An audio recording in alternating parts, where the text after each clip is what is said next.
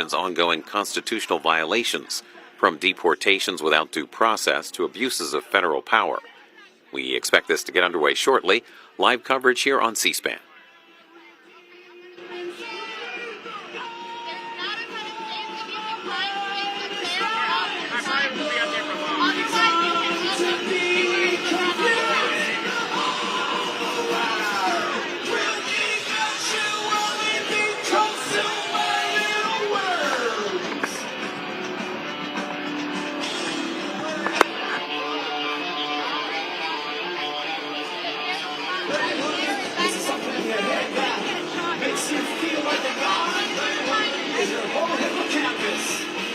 Just like saw, don't think about it, think too hard.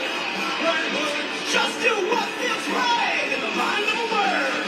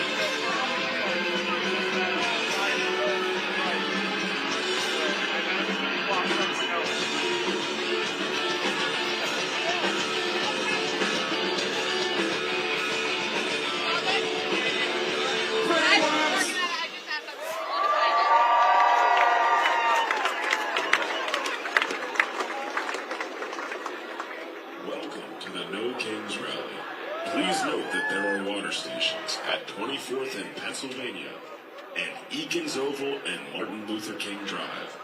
Also, there is a staffed medical tent at the far southwest end of Eakins Oval. In the event of a medical emergency, look for one of our event volunteers in the green reflective vests for help.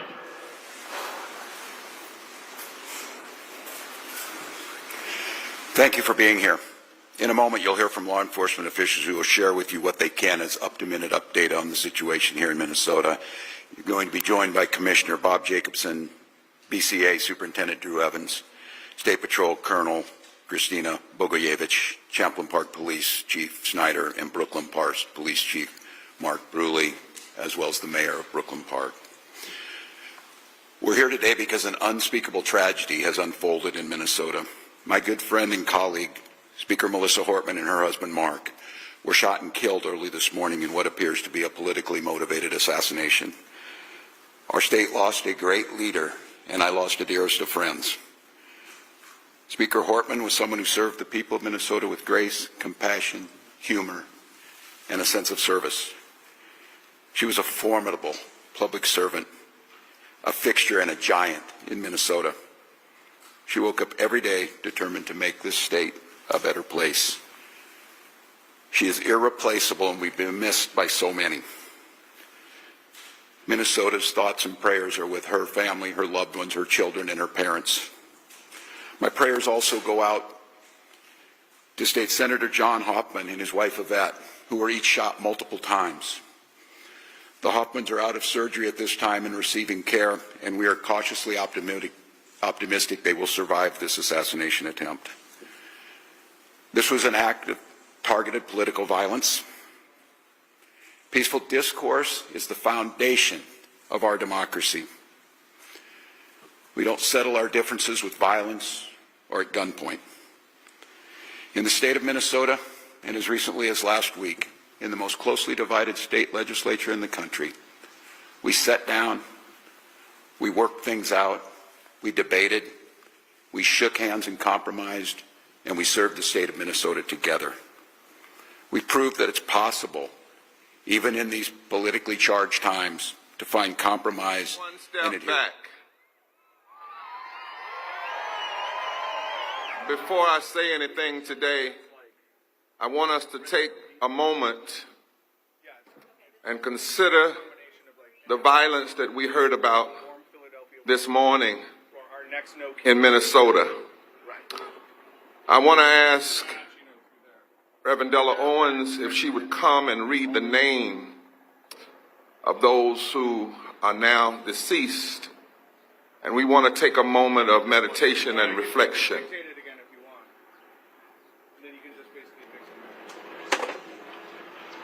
We remember State Representative Melissa Portman and her husband, Mark Portman, as they were shot and killed. We remember State Representative John Hoffman and his wife, who were shot multiple times. They have gone through surgery, and we are very optimistic about their survival. Let us pray for them as they recover. Violence, mean, cruel, premeditated violence has visited us again, and we have heard that lawmakers in Minnesota have been killed and shot, killed by a deception, a person impersonating law enforcement, inflicting death. And in this moment, my brothers and sisters, let us repent as a nation of all this violence and death. Let us pray for the souls of those killed, the recovery of those who were hurt and harmed. Can we pray for the families of those who've been shaken, the communities once again that have been rocked?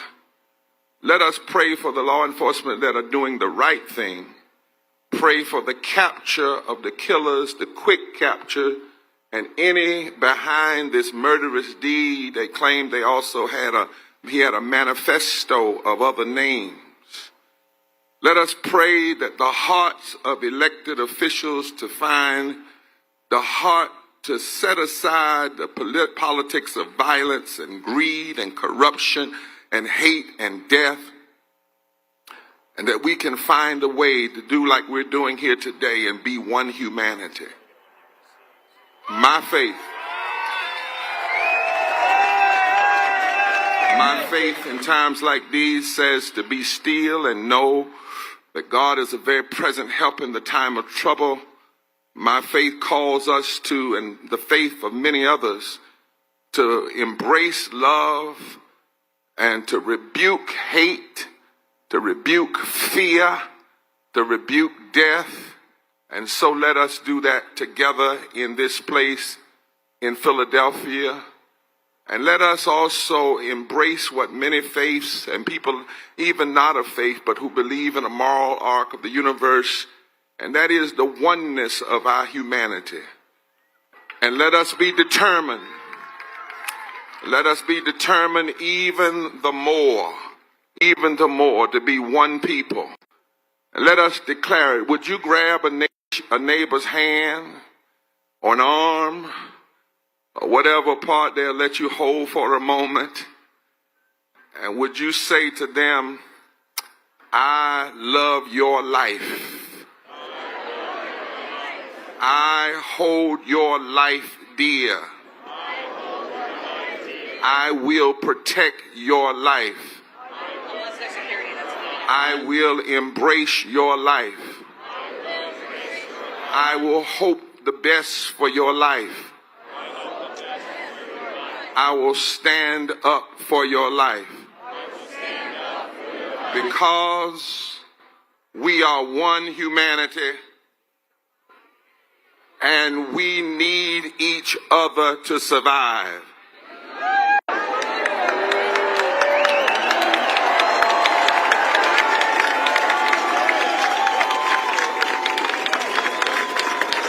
To my friend Ezra Klein and his wife, and all you have gathered today, we the people cannot bow.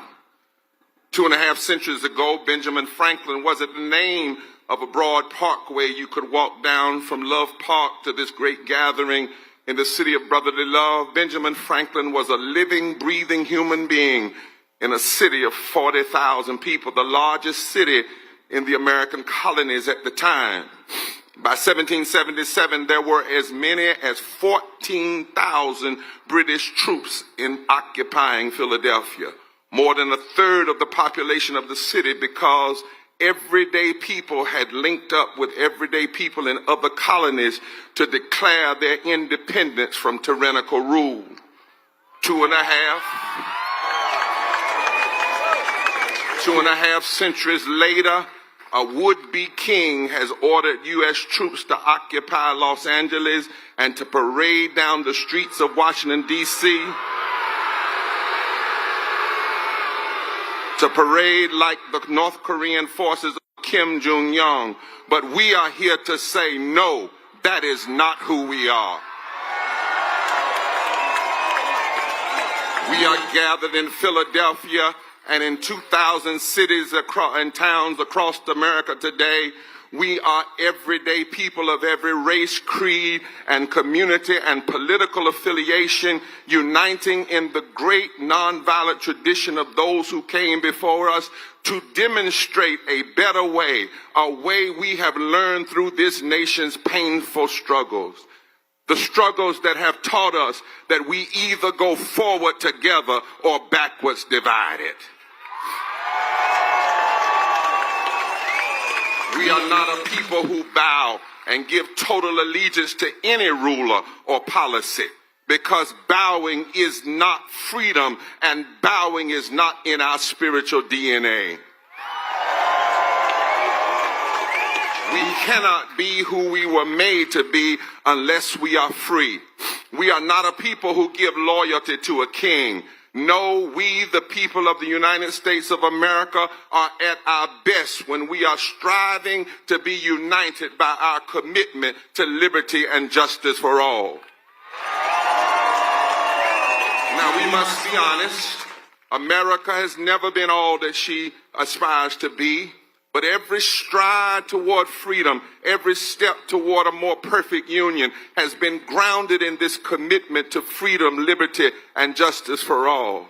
Declaring that we are created equal and endowed by our Creator with certain inalienable rights, life, liberty, and the pursuit of happiness. Writing in our Constitution, we the people, in order to form a more perfect union. Already that is a confession of our imperfection.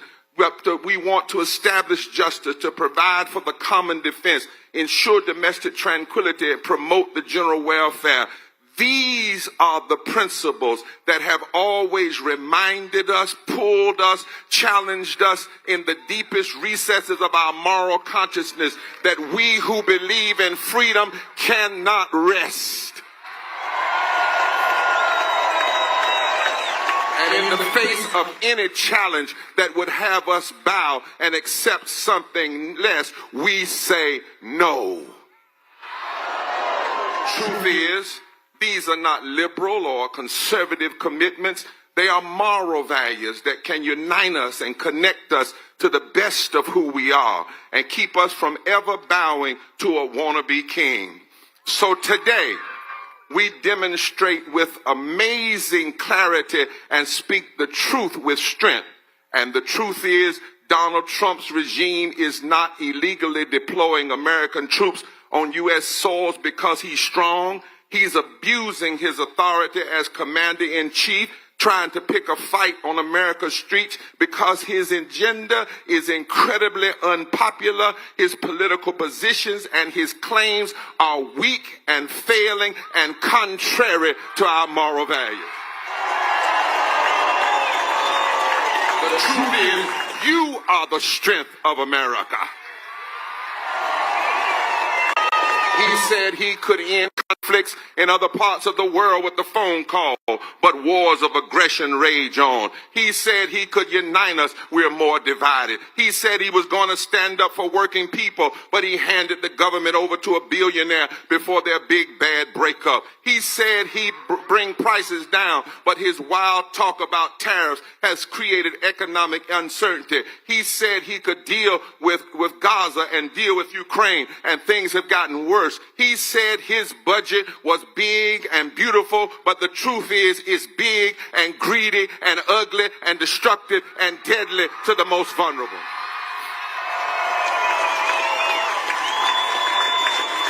Ezra joined us last week as we've been gathering for Moral Mondays in D.C. since this big, ugly budget bill has been before Congress. They have arrested us, but they've not stopped our prayers or our prophetic critique to arrest the consciousness of America.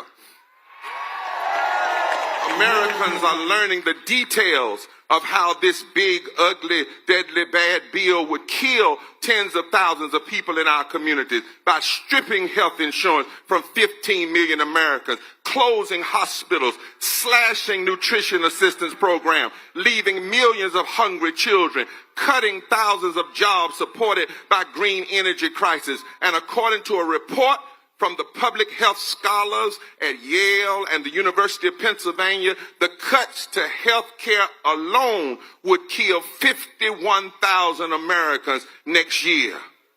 And the more people learn about its details, the less popular Trump's signature legislation becomes law, and his attempt to move more money from the poor and working poor to the wealthy than was transferred during chattel slavery.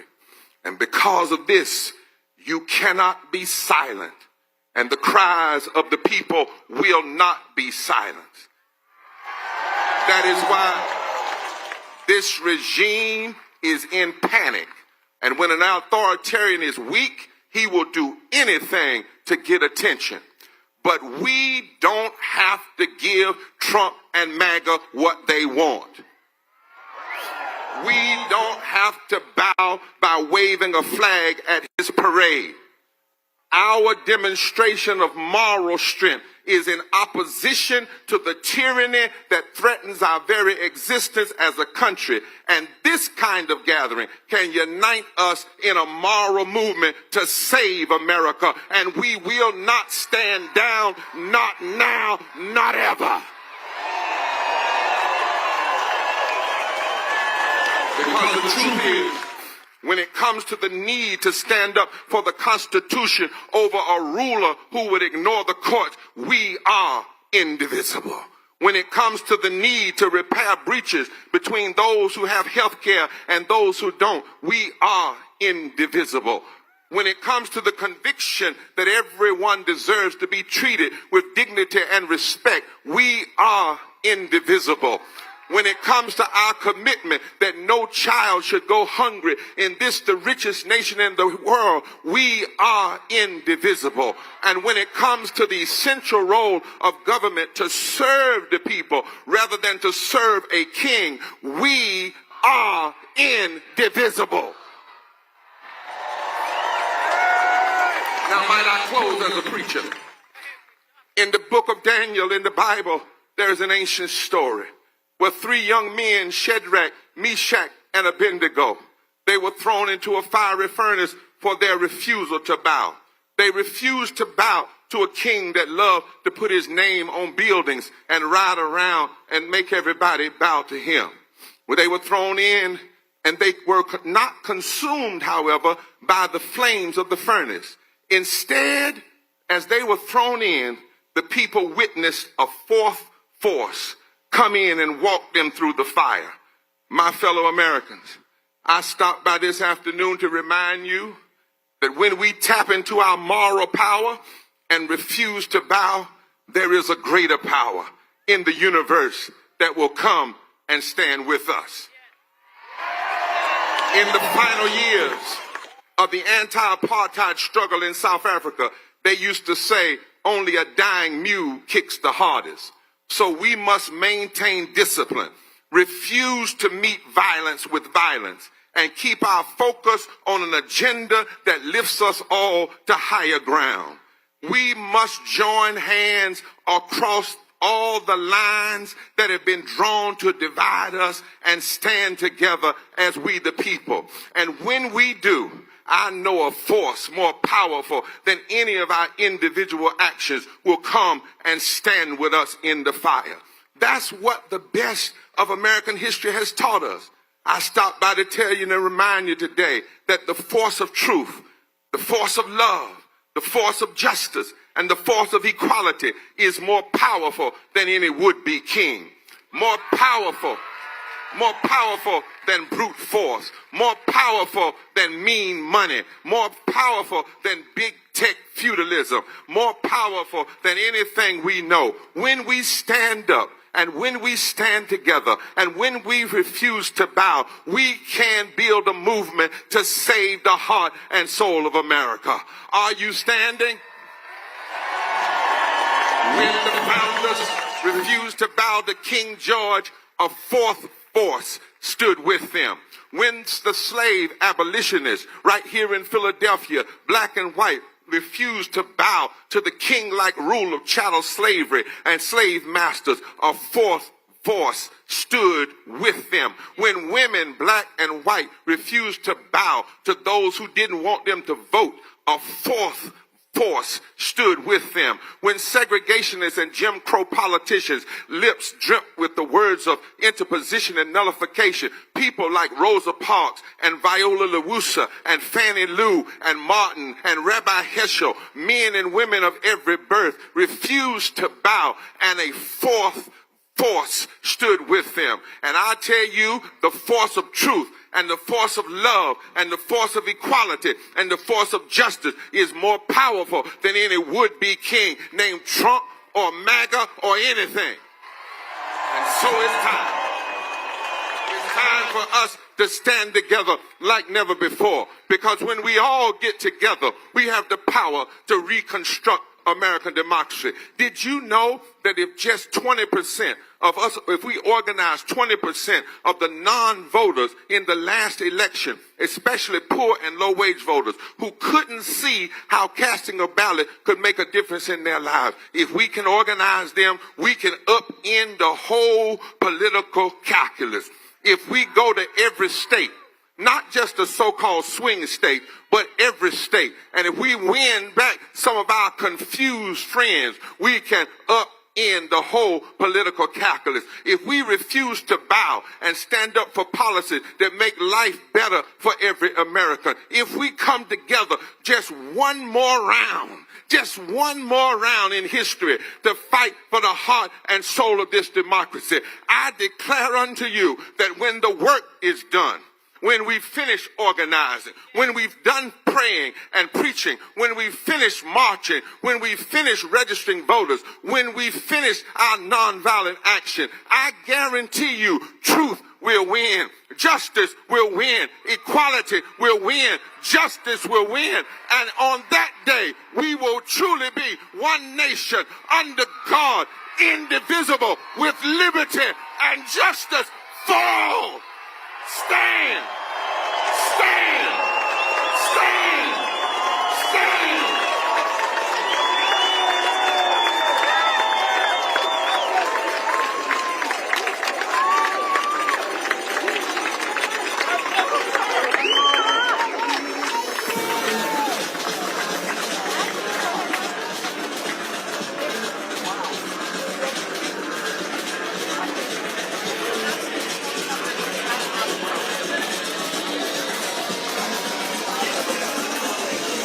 Please give a warm Philadelphia welcome to Congressman Jamie Raskin.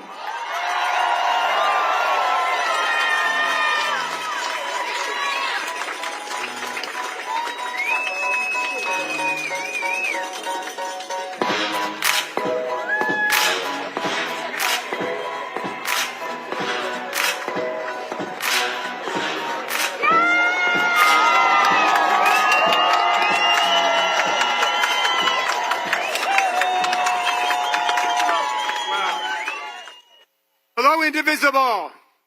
Hello, Philadelphia. Hello, America. I represent Ezra and Leah in the United States House of Representatives, so I like to think of myself as the congressman from Indivisible. But I came to Philly because it's a tough and a loving city, and you know how to topple kings here.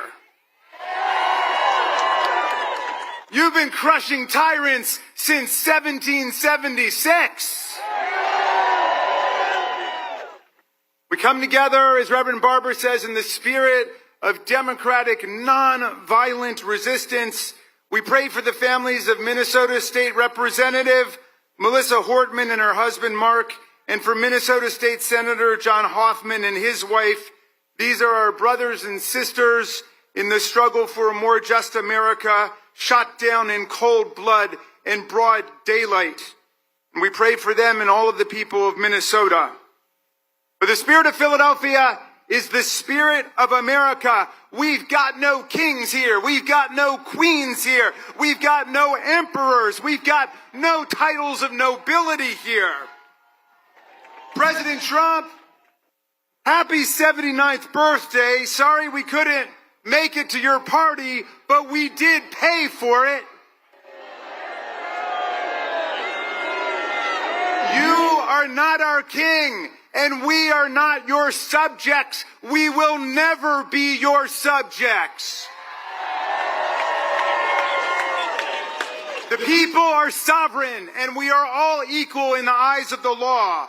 All of us born here on this land are citizens, and your executive order is nothing but bad graffiti on the Constitution, and we're going to wash it off today. We've got no kings and we've got no slaves. We've got no masters and no serfs. Those of us who aspire and attain to public office are nothing but the servants of the people. And the moment that somebody in public office begins to act like the master of the people, that is the moment to evict, eject, reject, impeach, try, convict, and start all over again. Under Article 1, President Trump, your job is simple: to take care that the laws are faithfully executed. That's it. In the monarchies, Tom Paine said, the king is the law, but in the democracies and the free societies, the law is king. You didn't get that memo, did you, Mr. President? You've been violating the law. You've been trampling the law. You've been ignoring the law, acting as if it's irrelevant to the only thing that matters, which is your own wealth and power. What if Thomas Jefferson were here? What if Abraham Lincoln were here? What would they say? They would say, cut it out. Stop violating the rights of the people. Stop trespassing on the powers of Congress. Stop staging provocations against the members of Congress and other parts of the government. Stop violating the orders of the courts. President Trump, your gangster state just threw Senator Padilla to the ground, kneeled on his back, and handcuffed him. Your agents barged into Congressman Nadler's office and handcuffed and traumatized his young staffer. Your guys arrested a judge in Wisconsin. You indicted Representative LaMonica MacGyver from New Jersey on phony charges, and she now faces 17 years in prison. You're terrorizing American communities with masked men in unmarked cars, arresting people without warrants. You pardoned 1,600 felon rioters and insurrectionists who brutally injured 140 police officers on January 6, 2021. You're auctioning off pardons to Republican criminals in D.C. like they're selling cheesesteaks in Philadelphia. You're a billion-dollar crypto king now who dropped dozens of charges against crypto scammers. And now you want to fly around on Bribe Force One, an illegal $400 million jumbo jet gift grift from the emirs of Qatar. You sent the Marines to California. You hijacked the National Guard there. You threatened to seize the lawful power of the governor of California, the mayor of Los Angeles, and the chief of police, and you threatened to send heavy force to cities all over America this weekend to remind us of your love. But you know what? I don't see anybody trembling in Philadelphia today. I don't see anybody hiding behind the couch crying bone spurs today. It's raining and I see nothing but tens of thousands of patriots wherever I turn. And we paid for our own rally today. It's not on the taxpayers. We marched with millions of people across America to celebrate not the people in power, but the power of the people. We march in cadence with the great civilizing, nonviolent movements of American history, the abolitionists, the suffragists, the bonus marchers, the civil rights movement, the women's movement, the labor movement, the peace movement, the women's march, the environmental movement, the LGBTQ movement, March for Our Lives, and the climate movement. We may not be founding fathers in the 18th century, but we are founding fighters in the 21st century. So what do you say, Philly? You ready to fight back? You want a gangster state, or do you want free speech and democracy in America? You want a king? You want a king who thinks, like all kings, that women are his property and he can grab whomever he wants, wherever he wants? Or do you want a democracy run by strong women and strong men, strong enough to be the allies of women and not their attackers and harassers?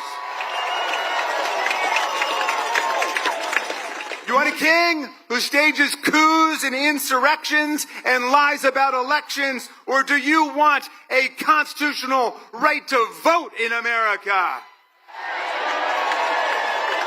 Free from all the gerrymandering and voter suppression. Do you want an imperialist takeover of Greenland and Canada and Panama?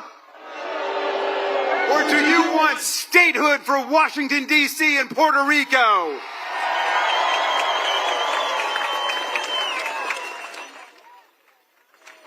Hey, you want a king who tries to erase history and disappear the truth?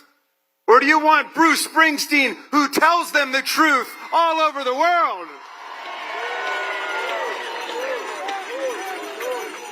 You know, Donald Trump never talks about the framers because he knows nothing about them. But the framers knew a lot about people like Donald Trump. Sometime between now and the 4th of July, Mr. President, you must read the Declaration of Independence because Thomas Jefferson could have been writing about you. He told the people of America to rise up against King George and his lust for absolute tyranny. Jefferson denounced a king who, quote, sent swarms of officers to harass our people, who kept amongst us in times of peace standing armies without the consent of our legislatures and quartered large bodies of armed troops amongst us. A king who cut off our trade with all parts of the world and imposed tariffs and taxes on us without our consent. A king who excited domestic insurrections against us. A king who repeatedly obstructed the laws of naturalization of foreigners to our land. A king who tried to make judges dependent on his political will alone. Yes, Donald, the Declaration and the Constitution were written by people who wanted to stop criminal bosses like you from taking state power. We the people, in order for a more perfect union, establish justice, ensure domestic tranquility, provide for the common defense, promote the general welfare, and preserve to ourselves and our posterity the blessings of liberty, do hereby ordain and establish the Constitution of these United States of America. That's our preamble. That's our mission statement. And the very next sentence in Article 1 provides all legislative powers shall be vested in a Congress of the United States of America. The people's branch, the lawmaking body for whom the president works as an executive. Sometimes people say we're three co-equal branches. Really, first of all, co-equal is not even a word, okay? That's like extremely unique. If we're co-equal, why is it Congress has the power to impeach a president for treason, bribery, and other high crimes and misdemeanors, and he doesn't have the right to impeach us? Congress has the power to pass budgets and taxes. We've got the power to create departments and spend money. We have the power to regulate commerce with foreign nations and therefore to enact tariffs, which is why his tariffs have been struck down by United States District Court. We've got the power to declare war, not the president. If anybody's going to declare war on Venezuela, it's going to be the Congress of the United States, not Stephen Miller or Tulsi Gabbard or Pete Hegseth or anyone else in their Signal chat room. No, you don't get to be a monarch or a dictator in America, and you don't get to be on the payroll of monarchs and dictators from other countries. Sorry, Donald, you don't get to keep the millions of dollars you've pocketed from Saudi Arabia, from China, from the United Arab Emirates or Qatar. You've got to return all the money your golf courses and country clubs have gotten from the Secret Service, the Department of Defense and Commerce, and so on. Our government is not your personal ATM machine. His son, Donald Trump Jr., says, my dad doesn't even accept his salary. I'm sorry, that's all he's allowed to accept. The framers were clear. You get paid by the people of the United States to whom you owe a duty, not Putin and the kleptocrats of Russia, not bin Salman and the theocrats of Saudi Arabia, not Orban or the autocrats of Egypt and Turkey. The framers wanted an undivided duty to the American people. You can't sell out our Constitution to build your luxury hotels in Gaza or a golf course in Greenland. My friends, the people are winning all over America. The bullies are on the run. We ran Elon Musk out of town. And Musk now says that Trump should be impeached. And Trump says that Musk should be investigated for his tens of billions of dollars in federal contracts. And for once, they're both right. My friends, fascism will not be the end of American democracy. American democracy will be the end of fascism. We will stand up for democracy and human rights and freedom all over the world. We will stand with President Zelensky and the people of Ukraine against Putin's filthy, bloodthirsty invasion. We will stand with the people of Greenland, the people of Europe and Africa, the people of Canada and Mexico for our common right to trade with each other, to respect each other, to travel and migrate and seek asylum without fear and without terror. We are the ones fighting against terror and tyranny today. And I look at you today, Philadelphia, and I know we are winning. We are winning. I will leave you with the words of the great Tom Paine, who my son Tommy was named after. And Tom Paine got to this beautiful city in 1774, 2 years before the American Revolution. He fell in love with your city and he fell in love with this land. He said, if America lives up to its values and its ideals, it will become, he said, an asylum to humanity. Not an insane asylum, mind you, okay? A place of refuge for people seeking freedom from religious and political and intellectual and economic repression from around the world. And then he wrote the greatest pamphlet in our history, Common Sense, which ignited the American Revolution against the kings and the queens and the lords and the dictators. But 1776 was a tough year, and the country was split down the middle. And half of the people were saying, you can't beat the greatest military empire that ever existed. You can't overthrow a tyrannical king. It won't work, they said. But half the people said, let's give it a try. Let's pledge to ourselves our lives, our fortunes, our sacred honor to build a government that rests on the consent of the governed and the rights and the freedoms of the people. But in 1776, Paine wrote another pamphlet called The American Crisis to give people hope, to see it through all the way. And I'm going to quote a little passage for you. I'm going to update the language pursuant to instructions from Nancy Pelosi, because she said Tom Paine was a feminist and he wouldn't mind. And that he was. He was fighting for women's voting rights in the 18th century. But Paine said this. He said, these are the times that try men and women's souls.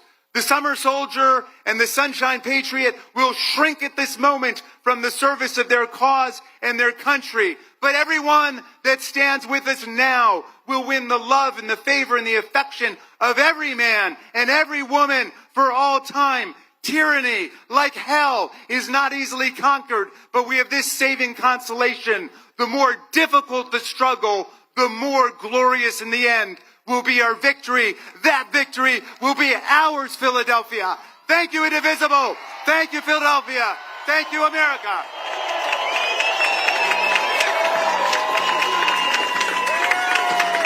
Please welcome to the stage Martin Luther King III and Andrea King Waters.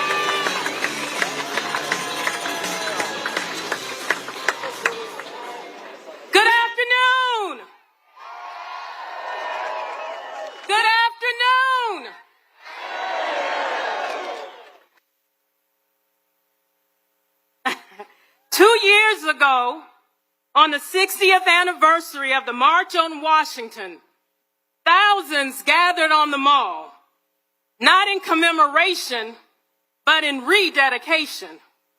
It was a magnificent sight. All ages, young and old, and every color imaginable. Families, sororities, fraternities, activists, and everyday people. Not one instance of violence in the sweltering heat. People unrolling prayer blankets towards Mecca, others walking to tents to observe Shabbat. It was a beautiful day.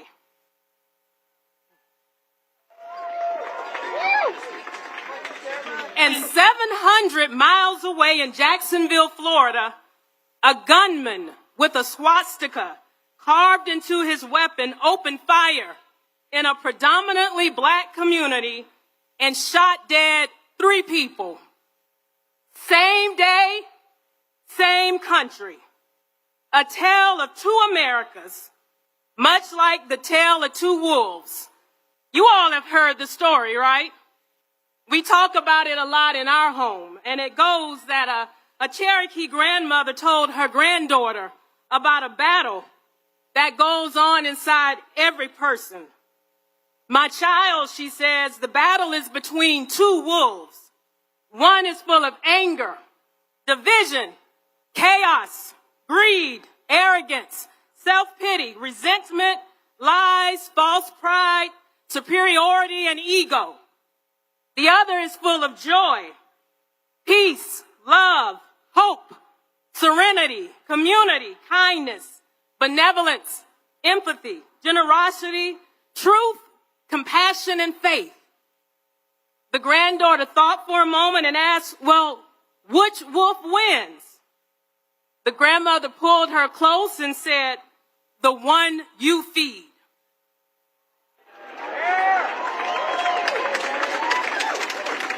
I stand before you today, not in anger, but in love. Not the sentimental kind, but a bold, unwavering, truth-telling love. A mother's love. A people's love. A love that says, I will fight for you, even when I don't know your name.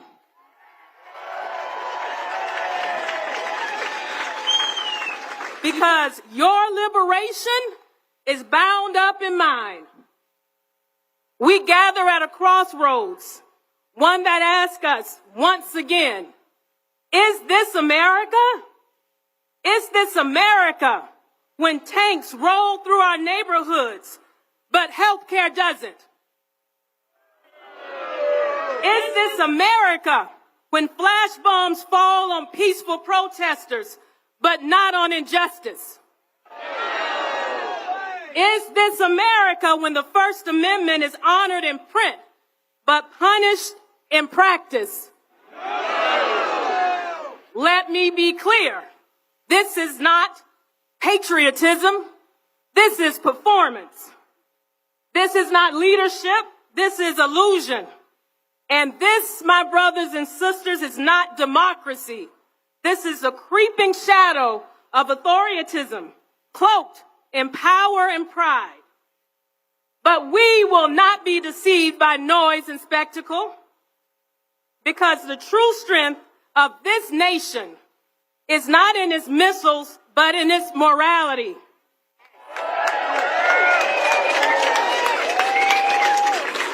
Not in its parades, but in its people. Not in fear, but in freedom. It's been a long few months, and I hear so many of us talking about anxiety and depression and despair. But when I despair, I remember the words of Gandhi. There may be tyrants and murderers, but in the end, they always fall.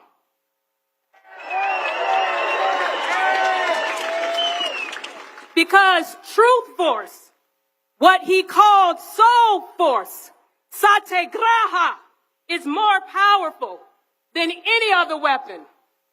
That's the force of love. That's the force of justice. That's the force of everyday people saying enough. So I ask you again, where do we go from here? Chaos or community? That's right. We choose community. We choose the deep national healing that we so badly need. We choose to realize the dream, because it's not radical to care about all children, not just the ones who look, pray, or love like your own.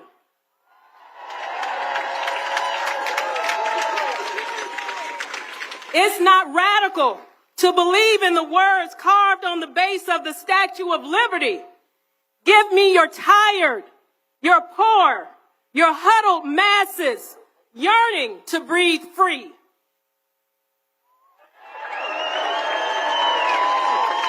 It's not radical to serve, to protect, to protest, to love. No, it's not radical. It's American. And that's why we're going into communities across this country, not with closed fists or with tanks, but with open hearts and open arms. We are showing up with truth in our hands and love in our voices, because we love this country. And we know that loving America means holding it accountable to its highest promises. My father-in-law, Martin Luther King Jr., spoke of levels of love, the highest being agape, and the highest level is not passive. It's a force that challenges systems, not just sentiments. That's the love that we need now. That's the love that will unify us.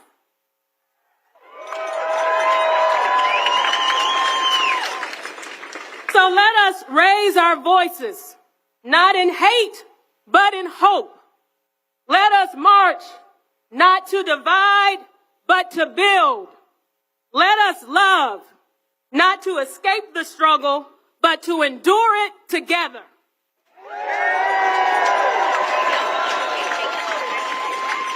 Because we are one people, one nation, under God, indivisible, with and justice for all.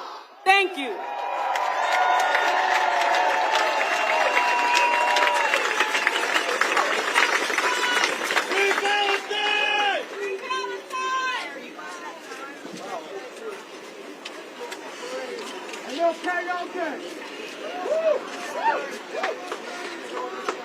Good afternoon.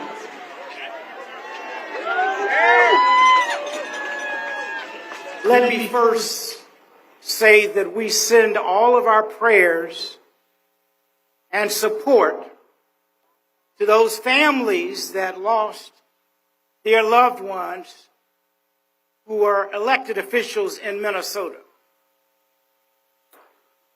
We also today must start, because I come from the nonviolent tradition, as many of us do. And I can't imagine what my father nor mother are thinking as we go through this period of history. Beyond the fact that we must stay engaged and stay on the battlefield until truth, justice, freedom, and equality exist for all humankind.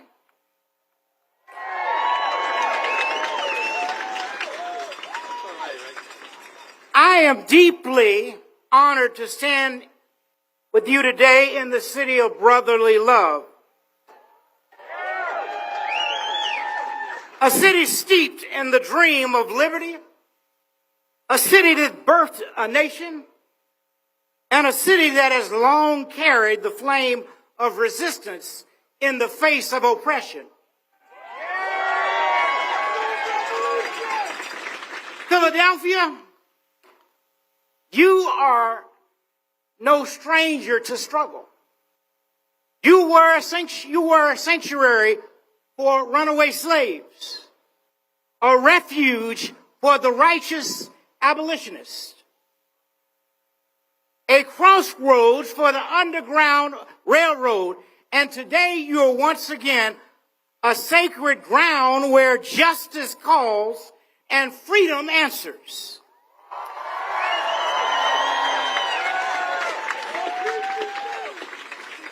So it is only fitting that we gather here today, not in fear, but in faith, not in despair, but in defiance.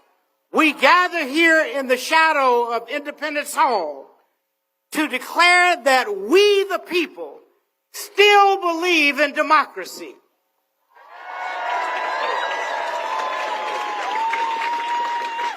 We still believe in justice.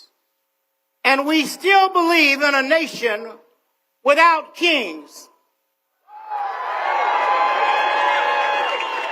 without tyrants, without rulers who place themselves above the law. We're here to say this land belongs to the people, not to the monarchs, not to the autocrats, not to strong men, but to the people. Just as the generation of 1776 cast off the crown and proclaimed a republic, we, the generation of 2025, pledge to keep faith with that sacred inheritance and let it be known to every corner of this land. We will not let democracy die on our watch.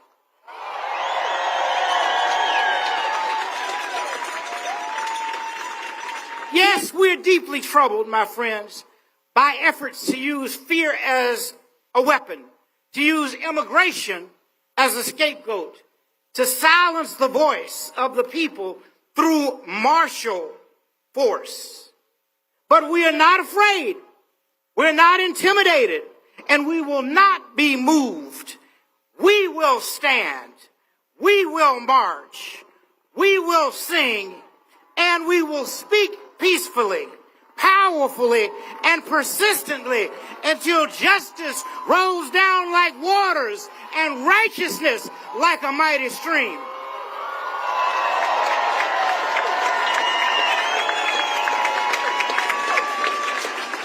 Let us be clear. Let us be perfectly clear that to deport anyone without due process is not only illegal, it is immoral.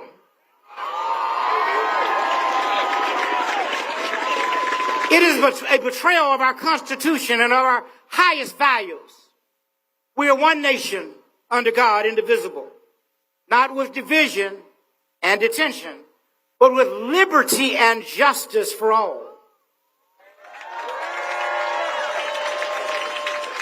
We reject the militarization of our streets.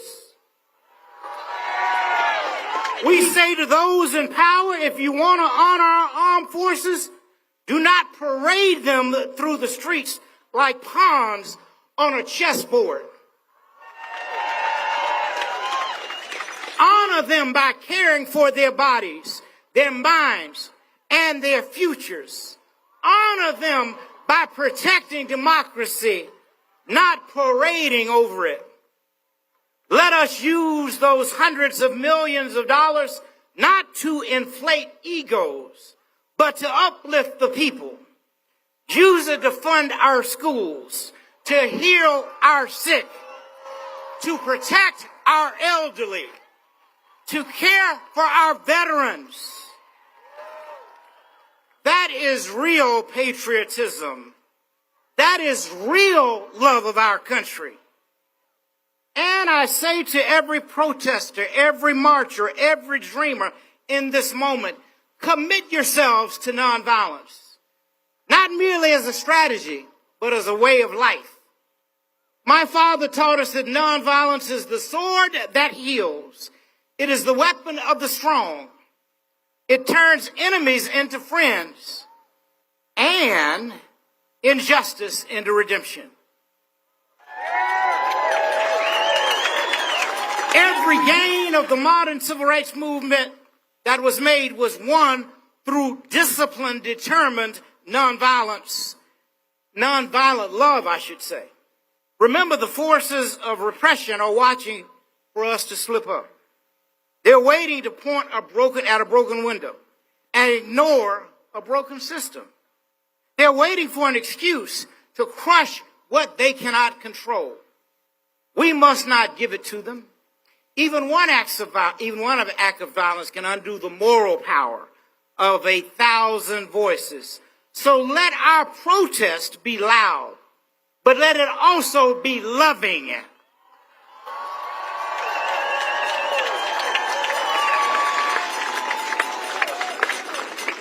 Let it be fierce, but let it be faithful. Let it be firm, but never fueled by hatred. So train your hearts in the discipline of peace. Prepare your minds for the long road ahead and walk together. Children, don't you get weary. For there's a great camp meeting in the promised land of justice. So as I close this afternoon, I want to say to you, have faith in democracy. Have faith in the power of the people. Have faith in truth over lies, light over darkness, love over hate. We walk not alone, for God walks with us. And if God be for us, who can be against us? So let us rise up with faith. Let us march on with courage. And let us keep climbing toward that great day when liberty is no longer a promise, but a lived reality for all. And so we will never give up. We will never give out. We will never give in. We must keep marching until freedom, justice, and equality exist for all humankind. Thank you, and God bless each of you always. Please give a warm Philadelphia welcome to the President of the Philadelphia Federation of Teachers, Art Steinberg.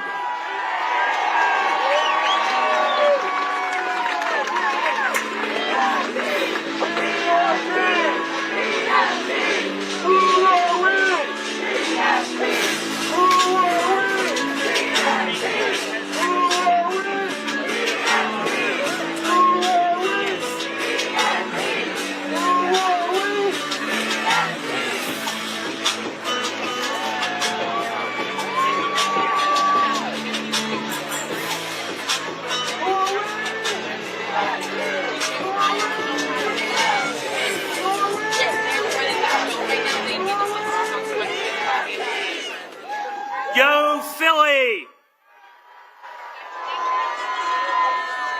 Welcome to all of you who are here with us in the cradle of liberty from Southeast Pennsylvania, New Jersey, Delaware, Washington, D.C., and beyond.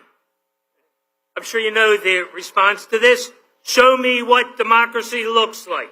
This is what democracy looks like. Show me what democracy looks like. This is what democracy looks like. My name is Arthur Steinberg, and I'm a special education teacher right here in Philadelphia. I am proud to serve as the president of the Philadelphia Federation of Teachers, the mighty PFT, and AFT Pennsylvania.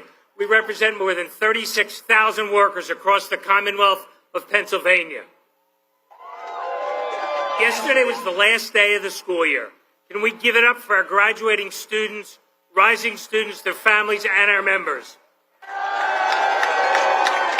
Teachers, paraprofessionals, coaches, nurses, counselors, food service managers, and secretaries. Let's also thank the public school educators who pour their hearts and labor from Head Start to 12th grade students throughout the school year and beyond.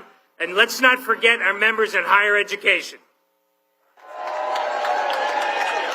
In a moment, I'll introduce my friend and sister in labor, Randi Weingarten, president of the AFT. But first, let me represent Philly for a minute. Philly is a vibrant, growing, and welcoming city. We are a championship city. Can't do without this. Go Birds! And we are the birthplace of American democracy. Philly is a city that doesn't tolerate bullies. We don't do tyrants, and we sure as hell don't do kings. So it's fitting that tens of thousands from across the region chose to be in Philadelphia today. I want to thank Vicki Miller and the entire team from Indivisible Philly for putting this together. In moments like this, we can choose to stay in our homes out of fear, or we can come outside, be with community, and draw strength and hope from one another. Thank you to the organizers for making that choice easy for millions of Americans here and across the country today. It is a deep personal honor to have the Reverend Dr. Barber here, and a really special honor to have the King family join us. The PFT feels a special connection and debt of gratitude to Dr. King. His endorsement in 1965 was instrumental in the Philadelphia Federation of Teachers obtaining recognition as the exclusive bargaining agent for Philadelphia educators.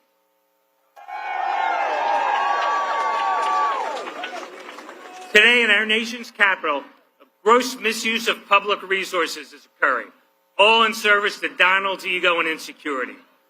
I have a suggestion for fixing your unpopularity, Donald. Stop running the most corrupt, incompetent, and violent administration of our lifetimes. And keep your armed federal agents away from our schools and students. Trump and his fellow oligarchs seek to rule us like kings. They believe their wealth gives them the right to pick and choose who among us gets to eat, goes to school, receives life-saving vaccines and medical care, and who is able to leave freely. Cuts to Medicaid and SNAP with literally a steel-feed medicine from the mouths of babes. You can see my union's members wearing our signature PFT red here today. Check out our signs. Trump is not the first wannabe king we've had to resist. Power-hungry billionaires like Jeff Yass have been trying to buy our democracy. Yass is a billionaire and the richest man in Pennsylvania. He's been getting rich off K-12 education for years. He's also a tax dodger. When we leave here today, Google Jeffrey Yass and then ProPublica, who uses his obscene wealth to attack public education so that only kids of the wealthy will have access to college and careers of their choice. If we want to take back our democracy, we need to take back power, not just from Trump, but from all the mini-Trumps correcting government for their own enrichment. I'm going to end on a high note and one of optimism. You can organize your way to better government at the local level, and those wins build towards bigger wins. In towns not far from here, we've seen neighbors who value public schools take on religious ideologues on school boards who are banning books and win. Taking back power is up to each and every one of us. In the words of our two-time Super Bowl champion Philadelphia Eagles, we all we got, we all we need. Let's become the agents of hope and aspiration, win a fairer, freer America, and give our communities the resources they need to thrive. It is now my great pleasure and honor to call up Randi Weingarten, president of the 1.8 million member strong AFT. Thank you.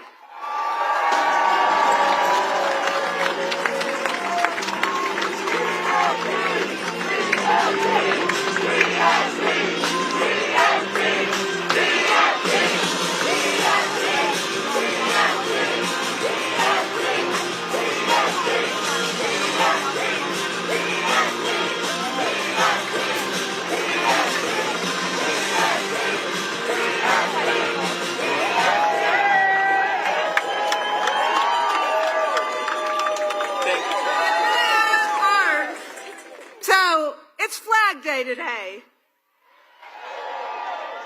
This is what democracy looks like. All of you here.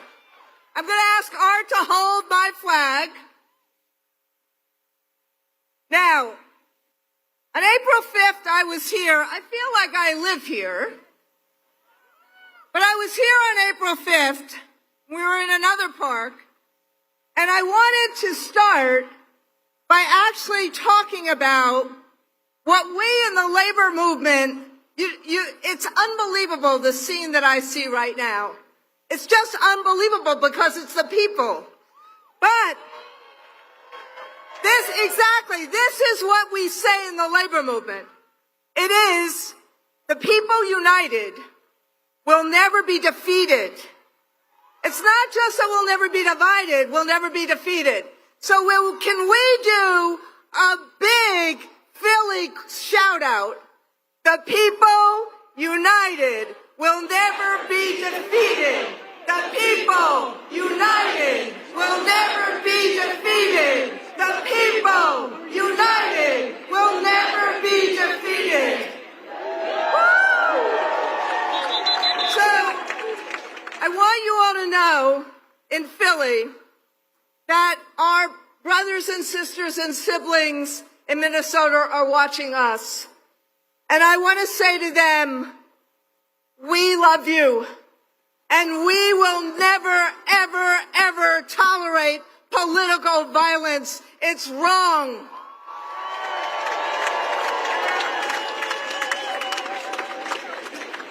As Martin Luther King's son said, we need to practice, not just as a strategy, but as a way of life, peaceful nonviolence. Now, Philly, you know this. You don't need a social studies teacher to tell you this. You are the birthplace of our nation. You are the birthplace of our democracy. You are the birthplace of our Constitution. And you're the birthplace of Rocky.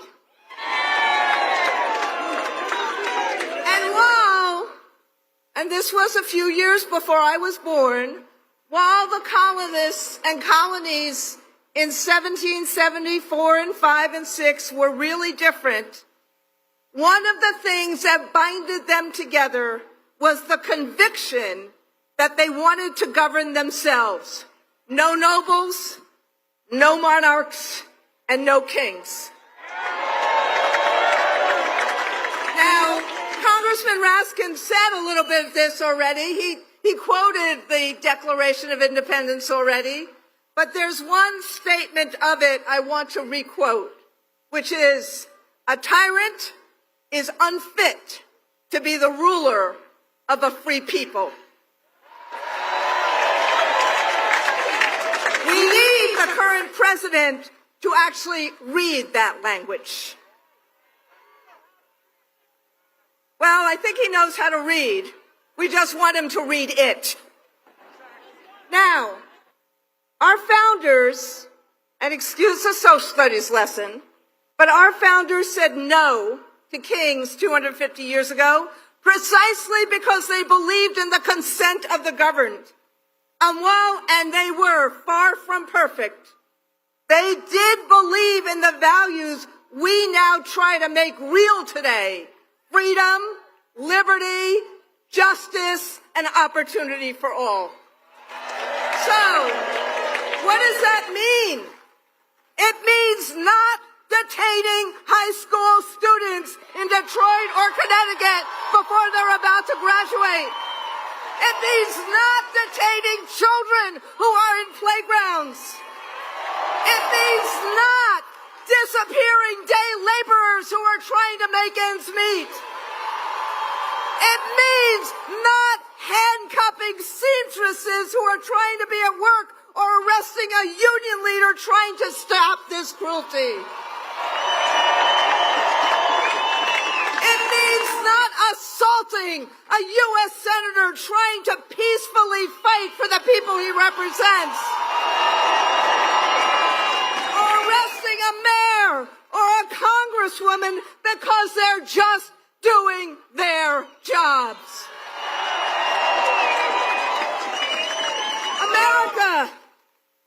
Americans don't need this abuse of power. We need power to be vested in the people.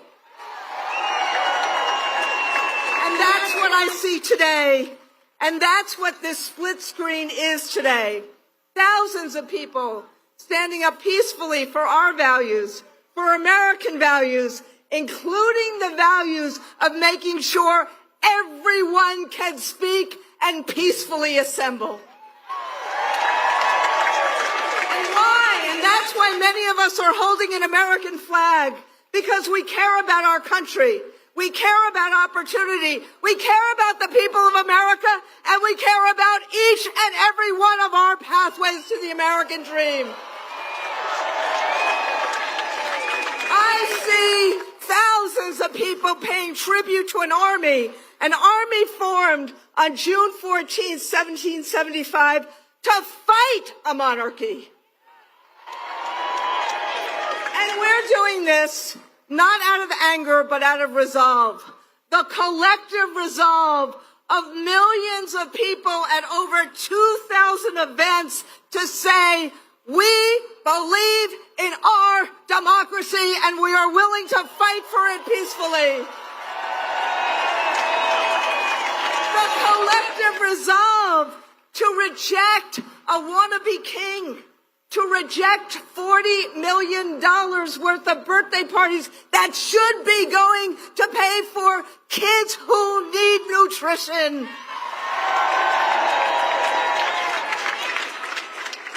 We reject the diminishment of our rights to assemble and associate and speak. Philly, this is what democracy looks like. organized, hopeful, and bold, literally the rule of the majority. And let me talk for 1 minute or two about my union. The AFT, yes. We stand at the intersection of democracy and opportunity, public education and the labor movement. These are the ways that Americans can get to a better life, a shot at a better life. And paving those opportunities makes us a target. Their attacks on public education are relentless. And why? Because they fear knowledge. Why do they fear school teachers? They fear us because we teach critical thinking. We teach honest history. We teach pluralism. Because their brand of greed and power and privilege cannot survive in a democracy of diverse, educated citizens. So that's why they go after education opportunity. They fight us on economic opportunity. They're going after equal opportunity. They're going after unions because this current president sees us as a threat to his vision of America. He sees us as a threat because they believe in us versus them, and we believe in us, the people. So look, this is about hope versus fear. But to get to hope, we must address the fear and show people that a better life is possible.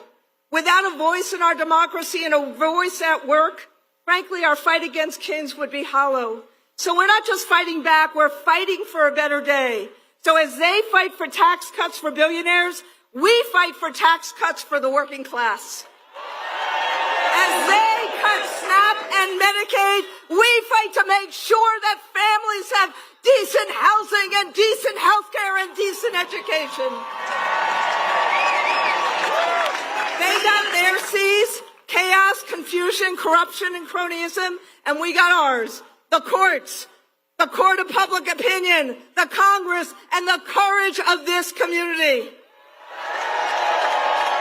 Because this community understands how to fight back. No one is going to save us but ourselves, but it takes courage. So my friends, rather than yield on bended knee, we stand up. We all care. We all act. We do it together in solidarity. So I want to end with a quote from the father of our last speakers, specifically Martin Luther King's final book. He wrote, "Where do we go from here? Chaos or community?" Well, Philly, you are the community to this president's chaos. And together, we build a future of opportunity and justice for all. Hope over fear, aspiration over anger, the promise of America for each and every American. That is what we are fighting for today. So, I say, the people united will never be divided. The people united will never be divided. The people united will never be defeated.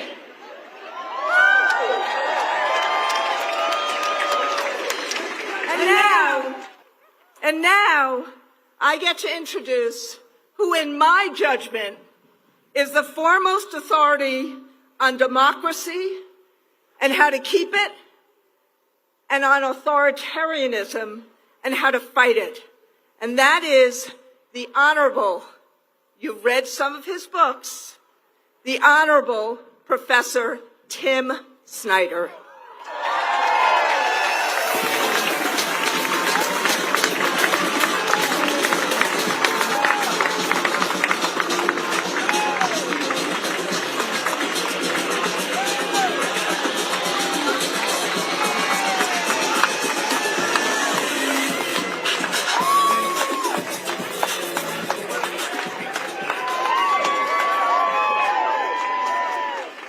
So, first of all, I want to, hey, Philadelphia.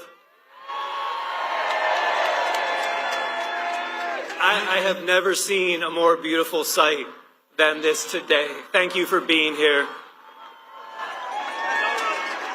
Can we hear it again for the leader of the president of my union, Randi Weingarten? And for her amazing, amazing words. Yeah. So I need some help. I need some help. I have one thing to say to you, and it is no kings, freedom. No kings, freedom. But as if Randi says, and she's right, that I know something about authoritarianism, the thing that I know is that it can only be fought together. So I'm going to say no kings, and I want to hear if there's anybody out there who can say freedom. No kings. Freedom. No kings. Freedom. No kings. Freedom. That's right. We don't want kings, we don't want fascists, we don't want oligarchs for very simple reasons. Those people cannot represent us. They are surrounded by the hirelings, by the minions, by the bootlicking billionaires. And what they will do and what they are doing is taking away the future, taking away our health, destroying the environment around us, taking away our rights.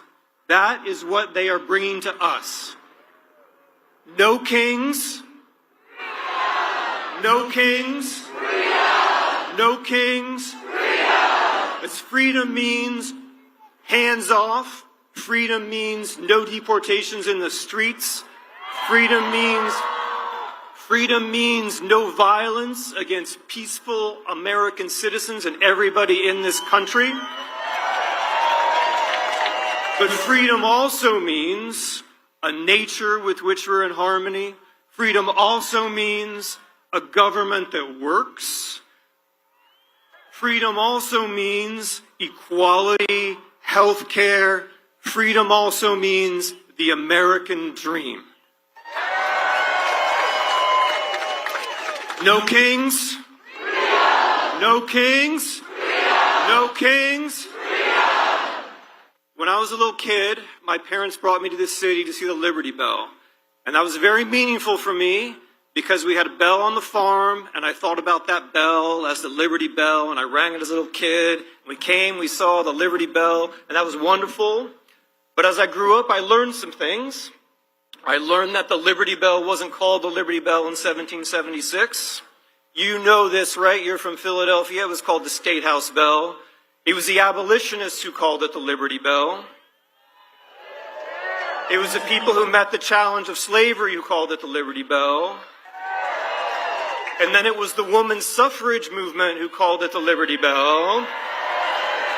And it's because of them that we now all call it the Liberty Bell. And what do we learn from that? We learn that in history, first no kings and then freedom. And we learn that you only make progress for freedom with struggle, and you learn that you only make progress for freedom with allies who you learn from. So, no kings is today, freedom is tomorrow.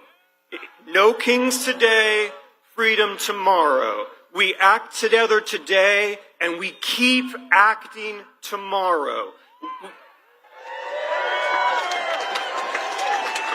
We make a new friend here today, and we do something with them tomorrow. We meet somebody we admire today, and we do something with them tomorrow. We meet somebody who's a little more courageous than us today, and we do something with them tomorrow. Today, no kings, tomorrow, freedom. There is a better America out there. There is a better America underneath. There is a better America that we can see. There is a better America that we can make. History is in our hands.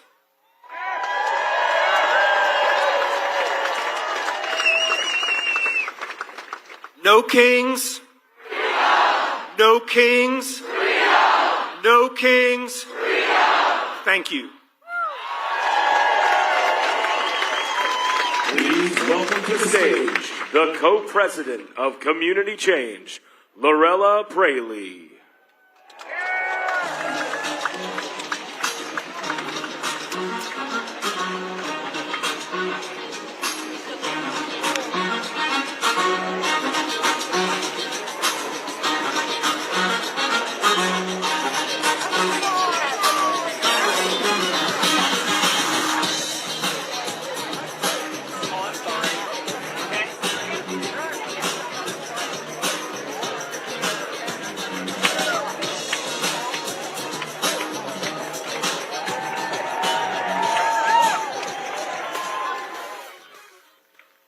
Hello, Philadelphia!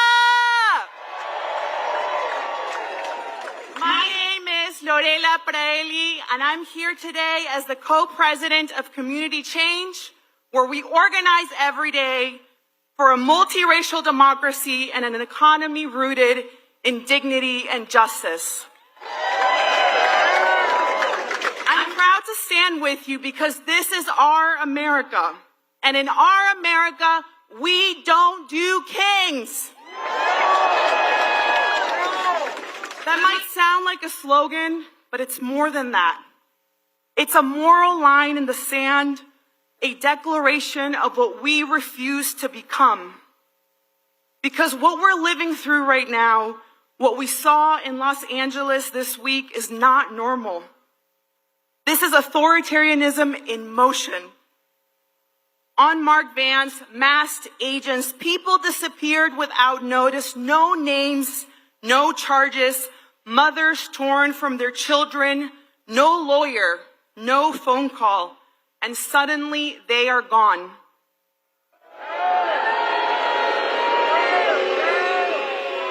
That is not our America.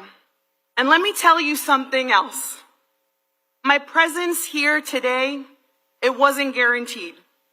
When I was 2.5 years old, I was in a car accident that resulted in the amputation of my right leg. At that time, my family lived in Peru, and my mother made a courageous decision. She dreamed that her daughter would live a full life, and she believed the place where I could do that was right here in the United States of America. So we came. She started over, she cleaned houses, she cared for people's children, she worked tirelessly so that her own children could have something more. My mother believed in an America that had room for her daughter's dream, and that welcoming America, her America, is why I stand before you today as a citizen, as a mother, as a fighter, as your partner in this struggle to build a country where everyone can live with dignity and thrive. But the America we're seeing unfold right now, it's a nightmare. And we have to name it for what it is. Not an aberration, but a strategy. This is the blueprint of authoritarianism, the violation of rights, the erosion of norms, the manufacturing of fear, the targeting of the most vulnerable. So let's be clear. In our America, we say no to kings with secret police. We say no to separating mothers from their children. We say no to rounding up workers while billionaires get another tax break. We say no to turning neighbor against neighbor. So say it with me loud enough for every would-be king to hear. No hate, no fear. Immigrants are welcome here. No hate, no fear. Immigrants are welcome here. No hate, no fear. Immigrants are welcome here. No hate, no fear. Immigrants are welcome here.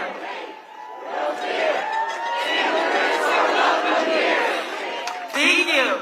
So I also want to talk about another truth in this moment, which is that there are a lot of people hurting. Rents have skyrocketed. Childcare costs more than your mortgage. Health insurance doesn't cover your health. You go to the grocery store and you ask yourself, how am I supposed to feed my family this week? That pain is real, and Trump is exploiting it to consolidate power. When people are hurting, it's easy to look for someone to blame, and that's what he's counting on. Because he doesn't want you to look at him or the billionaires he's shielding.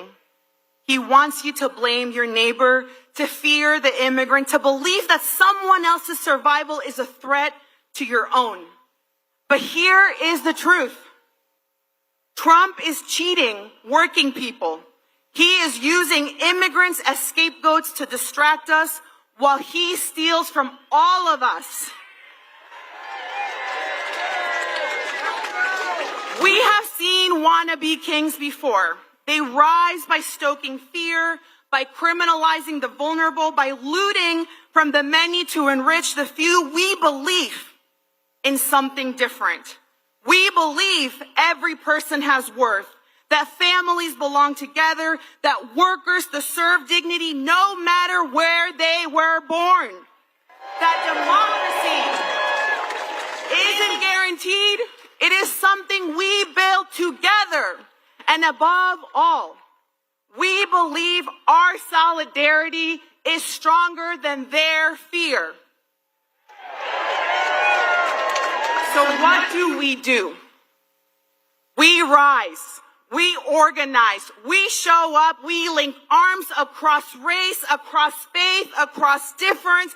We hold the line and then we move the line.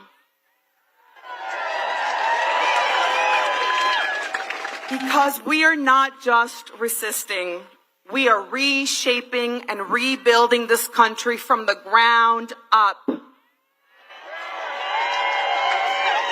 Ahora yo quiero hablar con mi gente latina.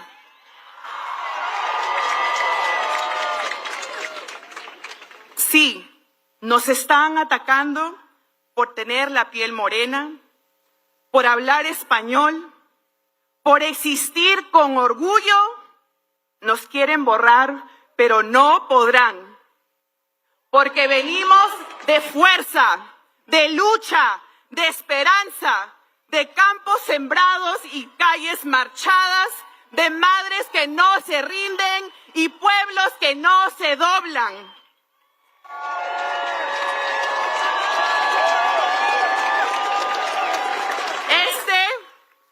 Mi familia latina, este es el momento de unirnos, de alzar nuestras voces, porque aquí estamos, aquí seguimos y no nos vamos, ni un paso atrás, porque esta también es nuestra América.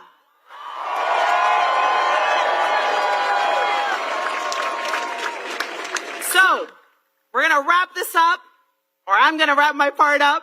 And we're going to say, no hate, no fear. Would-be kings aren't welcomed here. Are you ready? All right, let's do this thing. Make it loud. No hate, no fear. Would-be kings aren't welcomed here. No hate, no fear. Would-be kings aren't welcomed here. No hate, no fear. Would-be kings aren't welcomed here. No hate, no fear. Would-be kings aren't welcomed here. No hate. No fear. Would-be kings are welcome here. No hate. No fear. Would-be kings are welcome here. Thank you. Thank you, Philadelphia. Please give a warm Philadelphia welcome to Army veteran with Common Defense, Naveed Shah.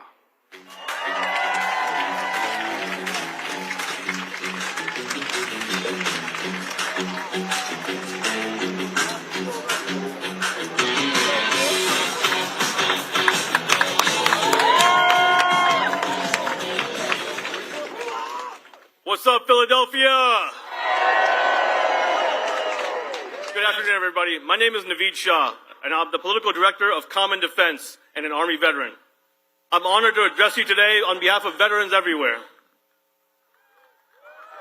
Woo. You know, as a veteran, I swore an oath to the Constitution, not to a person, not to a political party, and especially not to a king. Donald Trump thinks his rule is absolute, but in America, we have no kings. I'm a veteran of the war in Iraq, where I served 15 years ago. When I was there in March of 2010 was when Iraq held their second ever national elections.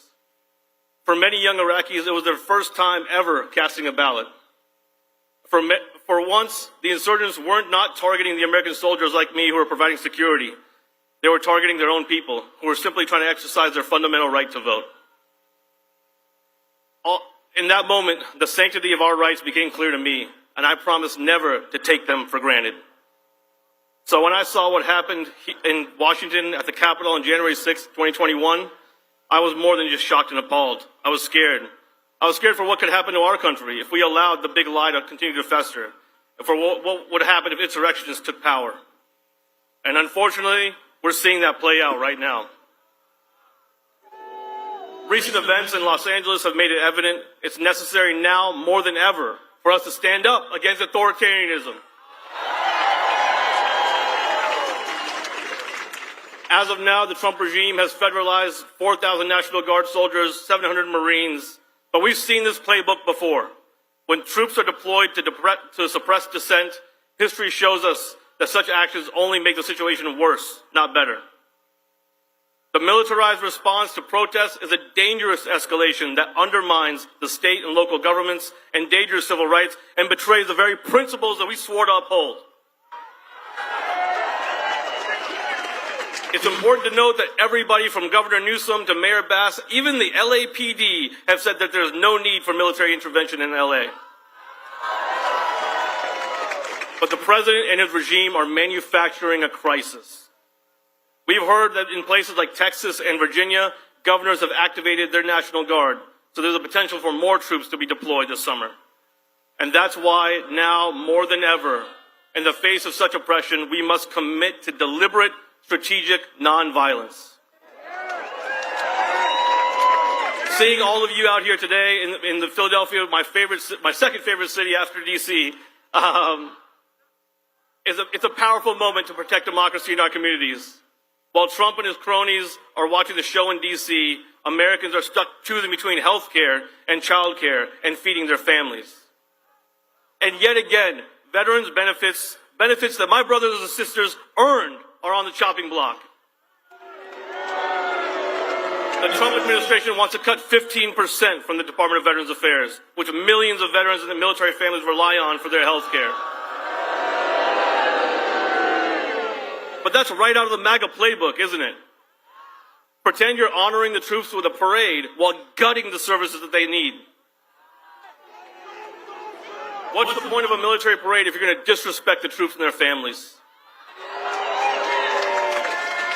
250 years ago, the army that I love was founded by the Continental Congress to stand up against King George.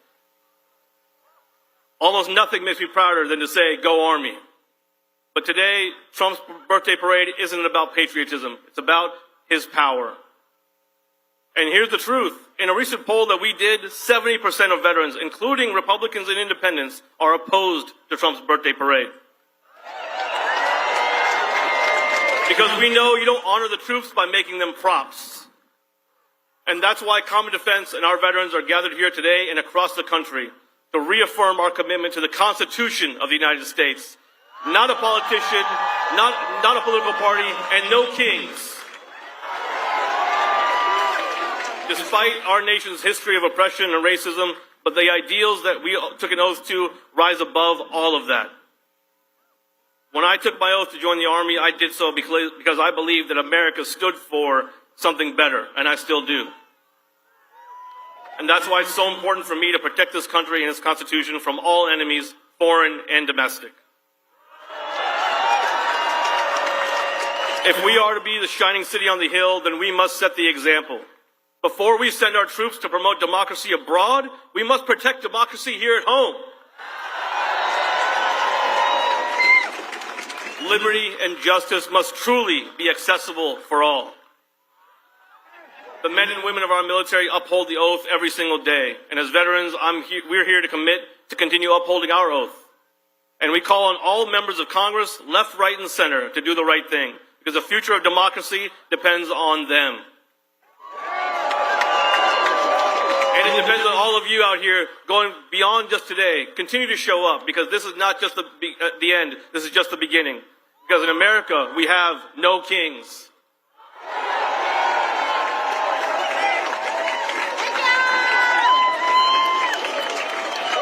Please welcome to the stage from the ACLU, Anu Joshi and Mike Lee.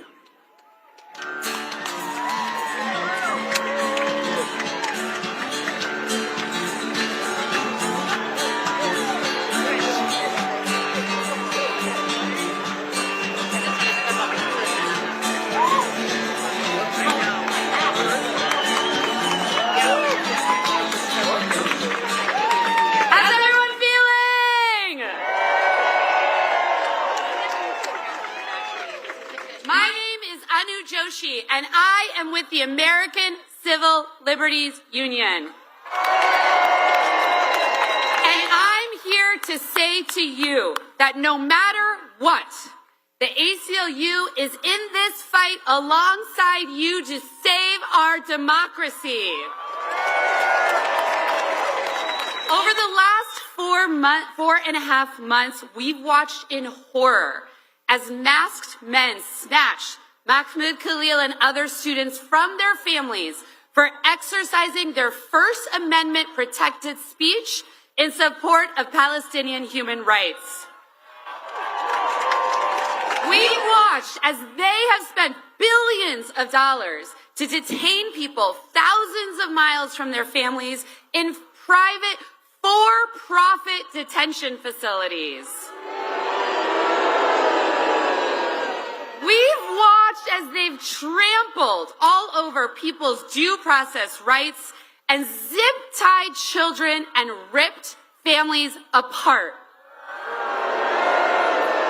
And just this week, we watched as the president federalized National Guard troops against the wishes of the state's governor and sent active duty military to an American city and my hometown, Los Angeles, California. And 2 days ago, we watched as this administration handcuffed a sitting United States senator for having the audacity to ask a question. And this is only a part of a larger intimidation campaign as they arrest, charge, and detain not only elected officials, but journalists, universities, judges, union leaders, students, nonprofits, law firms, immigrants, and everyday Americans. But you know what? This isn't the president's country, it's ours. You. In those moments, we didn't just sit on the sidelines watching as he tried to use the immense power of the federal government to try and silence us through fear. We got to work. We have filed more than 100 lawsuits since the inauguration to challenge their extreme, cruel, and illegal actions. And we are winning, and we are not slowing down. We worked with governors and attorneys general and mayors all across the country to pass policies that serve as a firewall against the president's overreach. We packed town halls. We took to the streets to physically protect our immigrant family members. We uplifted the stories of trans joy in our nation's capital. And we trained hundreds of thousands of people to know their rights and to use them. The actions of this White House are un-American, an abuse of power, and just damn wrong. But just looking at the thousands of people here and the millions of people joining events like this all across the country, it is very clear to me that we cannot be silenced and we are not afraid.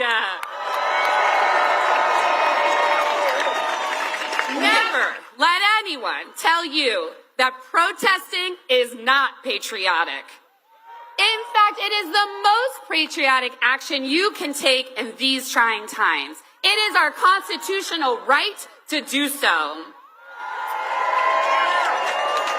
When we know our rights, when we exercise them, when we protest, when we dissent, when we speak freely, when we act to protect our families, our friends, and neighbors, when we show up, we make progress for everyone. Thank you all so much for being here and for supporting the ACLU. And we know we couldn't do any of this work without the leadership of our incredible ACLU affiliates.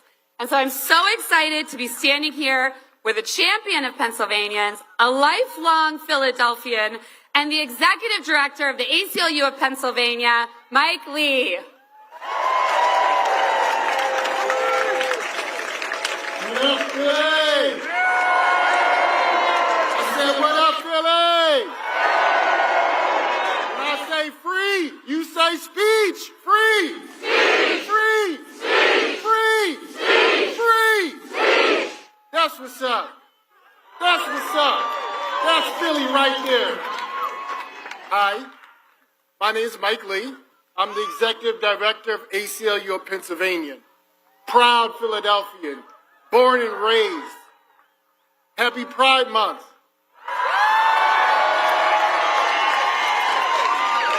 Happy early Father's Day. Happy democracy. Cities and countries, cities across this country, standing up, pushing back against President Trump and his enablers while they try to pull out all the stops unconstitutionally, trying to scare us, put us on our heels, knock the democratic breath out of us. They even trying to do it here in Philly, threatening funding cuts if we don't change our local policies, deportation without due process. Boo. Troops in our streets. But guess what? You messing with the wrong city. You've seen our local government. You've seen our elected officials. We here to stand up and push back. Philly, as you've heard throughout today, we're known for our fighting spirit and our brotherly love, and two-time Super Bowl champion Eagles.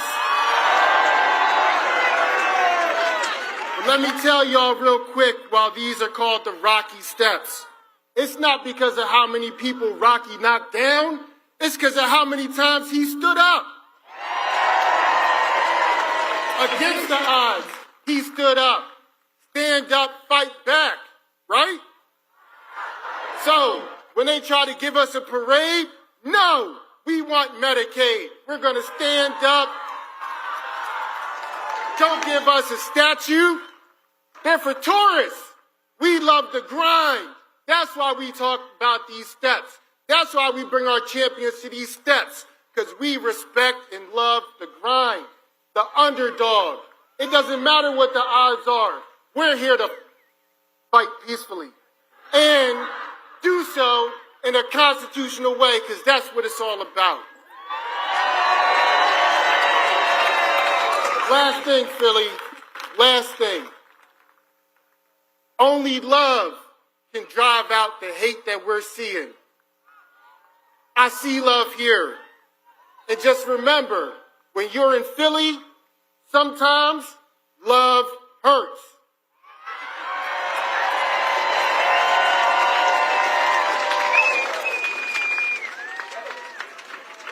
Please give a warm Philadelphia welcome to State Representative from Georgia, Rua Roman.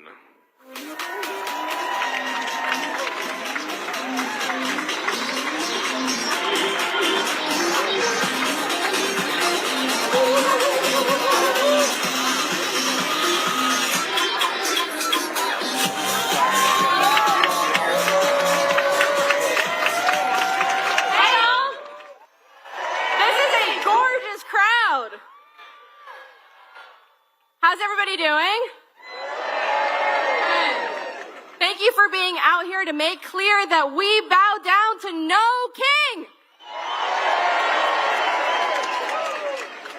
As we gather here today and all around the country, we face a pivotal moment in our history. I know it seems dark and scary. We're watching families torn apart all around the country.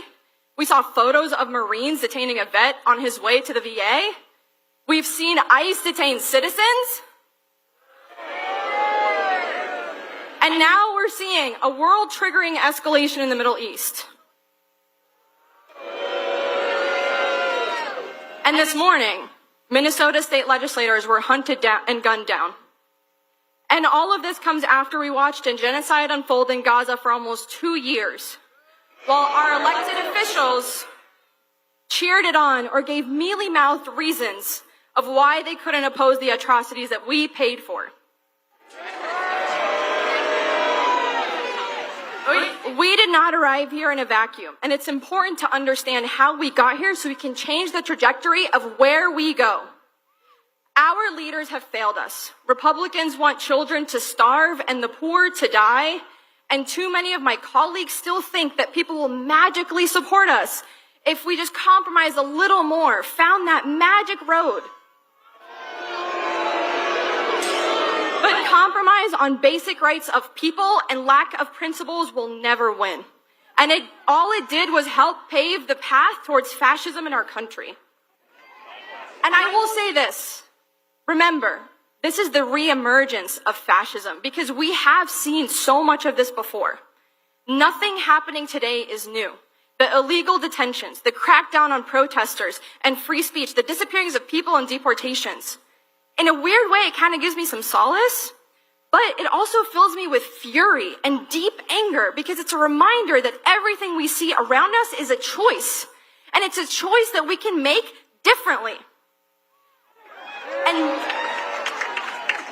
And my fury comes from the reality that those who can make the world better are actively choosing not to. But I'm here today to remind myself and all of you that we are not alone. Just look at you.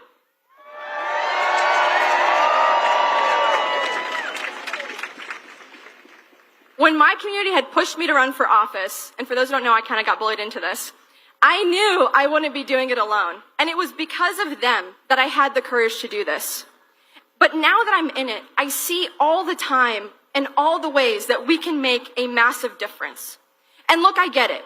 I was talking with some friends last night about the state of the world, and I told them about how, as someone who's on the inside, the thing that keeps me up at night is to see all of those opportunities that if more people had just shown up, we could have made a huge difference.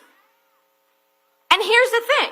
They rightfully said, look, there's so much cynicism. People are tired of the corruption. And I get it. I totally get it. But hear me when I say to you today, those who actually engage in that corruption want nothing more than for us to leave them alone. They want us to turn away. They want our cynicism to convince us into inaction. But I'm not going anywhere, and neither should any of you.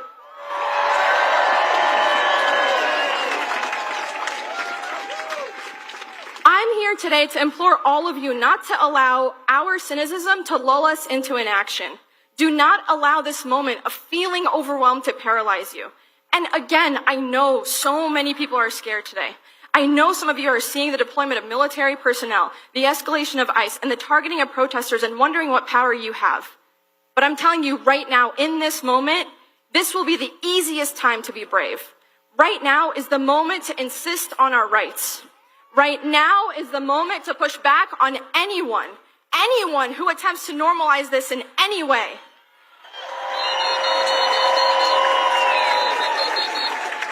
Now is the time to loudly remind those around us, as close as they are and as far as they are, that none of this is normal. And why do you ask? Because our opposition works. The administration, after ripping families apart, is already shifting who they are targeting. And it's because of all of you showing up in the streets. And I remind you that even those that have been detained for standing up for Palestinian rights, like Rumaisa and Mohsen, have already been released.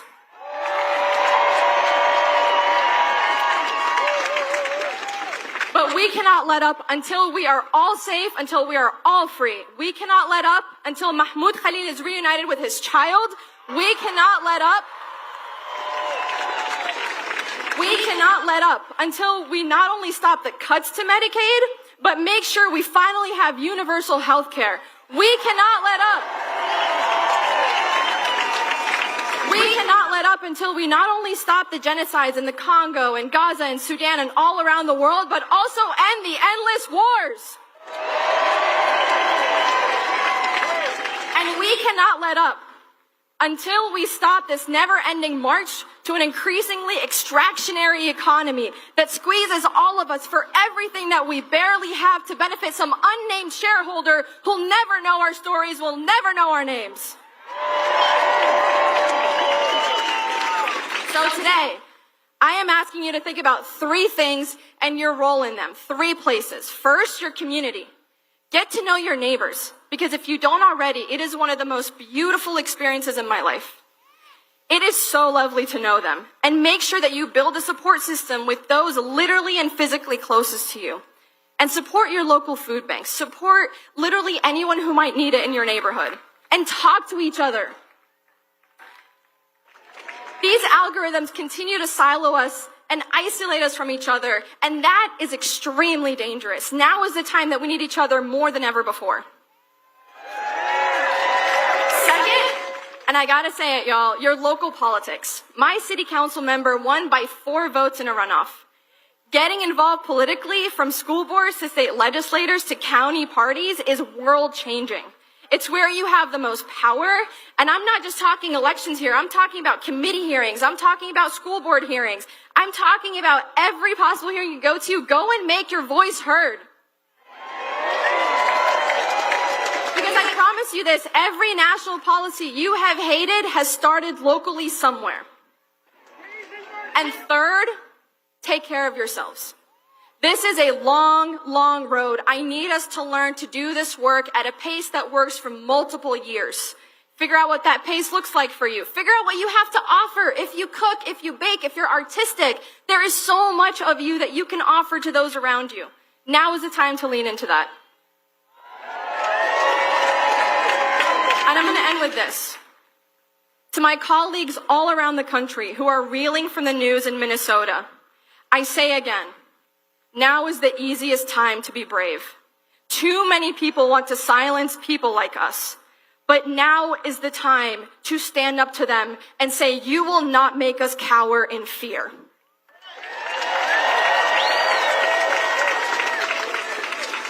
Our communities need us more now than ever before. Because I promise you, that is where our power is. Today we marched. Tomorrow we change the world. And to the cynics that shrug and say, this is the way the world has always been, I remind them to look at history and compare it to where we are today. But also, if a Palestinian can get elected in a state like Georgia, I have a hard time believing anything is impossible. Thank you, Philly. You're a gorgeous crowd. Please welcome to the stage from the Human Rights Campaign, Wendy Stroud.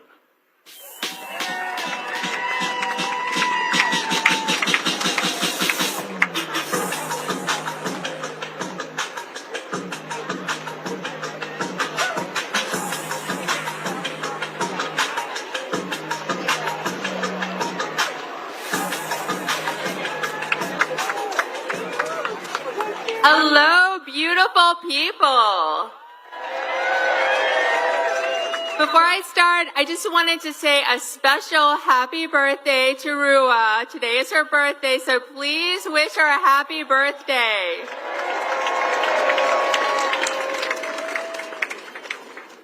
So I am Wendy Strout. I use she, her pronouns, and I am with the Human Rights Campaign.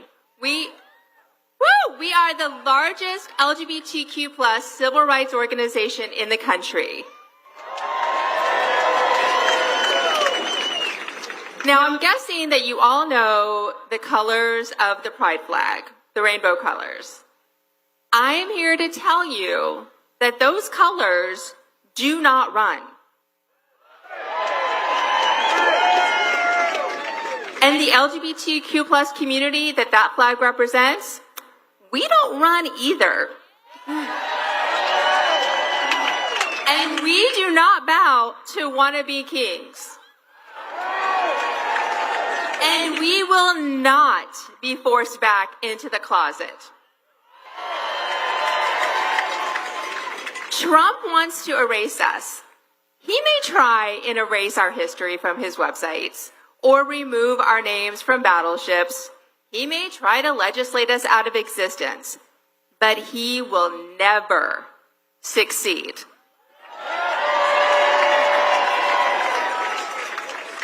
You all know our community has a history of fighting back and standing up against bullies. LGBTQ members and our allies continue to fight and stand up for each other. We will continue to fight for our trans siblings' right to exist and live their authentic lives.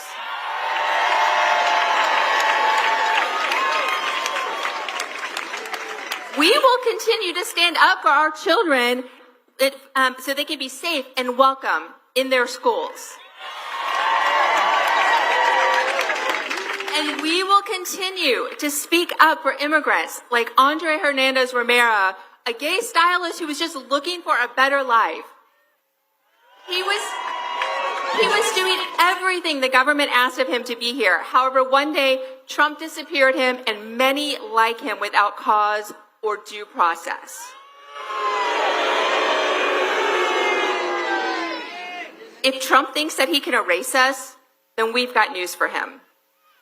We will show up for our LGBTQ plus community in court, in the halls of Congress, throughout our local communities, and here in the streets.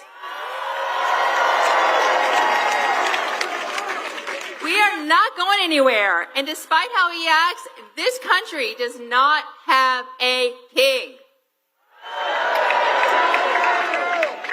So here is my call to you. Call your member of Congress. Now, I don't care if you don't think they're going to listen, just call them anyway. Tell them to do their job and listen to their constituents and do what their constituents need, not what the billionaires need. Make them heard, make your voice heard. Call them today. Call them tomorrow. Call them every day until they listen to you. Thank you, everyone. And remember, these colors do not run.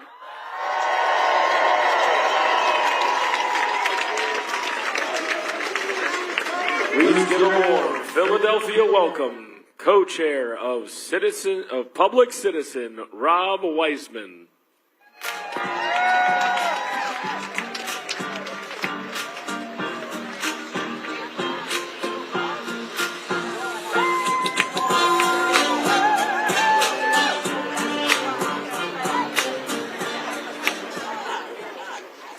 Brothers and sisters and my friends, we congregate here today in the cradle of liberty to reaffirm three founding principles.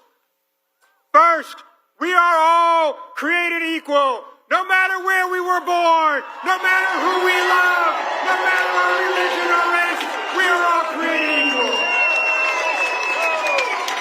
Second, we are all endowed with the right to life, liberty, and the pursuit of happiness. And that means a right to health care, a right to clean air, a right to a decent job, a right to be treated respectfully.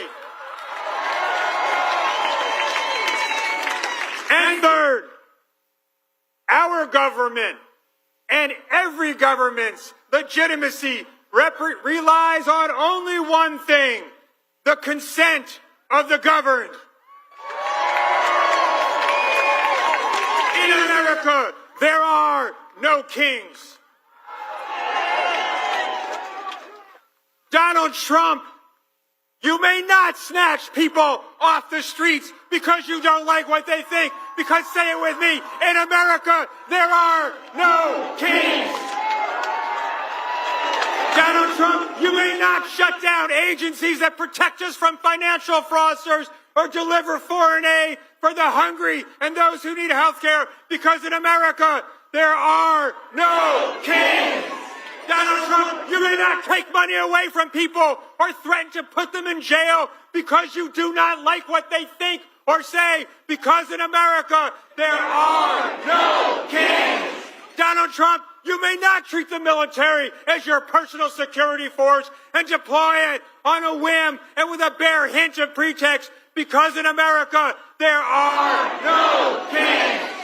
And Donald Trump, you may not accept tribute from foreign powers or bribes from corporate oligarchs, because in America, there are no kings.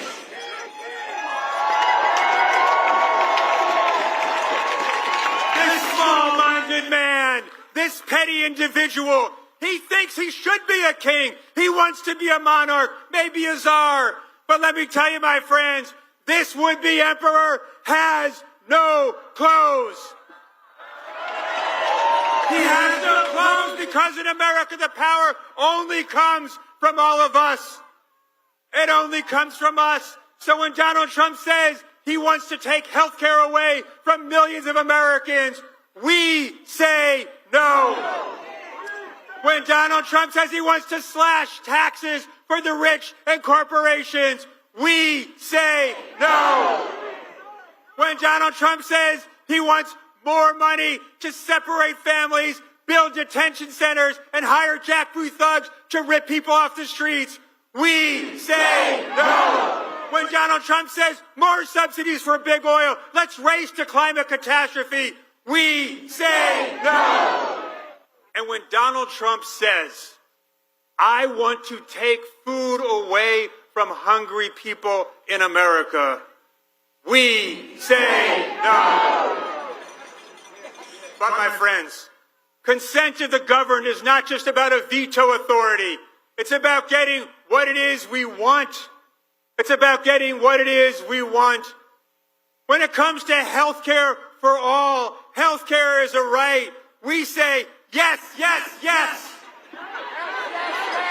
When it comes to our clean environment and investing in the clean energy revolution we need to avert climate catastrophe, we say yes, yes, yes. When it comes to a good job for everyone, a living wage, and a right to organize a union, we say yes, yes, yes. When it comes to guaranteeing a good education for every child in America with well-paid teachers who are respected for what they do, we say yes, yes, yes. When it comes to decency and democracy and love and solidarity and justice for all, we say yes, yes, yes.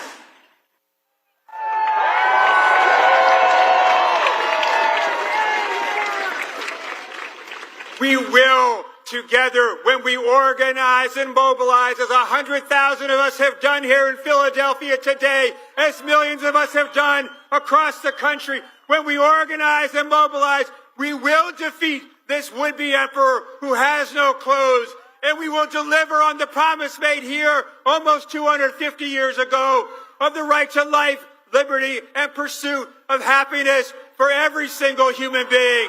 Yes, yes, yes, yes, yes, yes, yes, yes, yes, yes, yes, yes. Thank you. And now, please welcome to the stage our final speakers, co-executive directors of Indivisible, Leah Greenberg and Ezra Levin.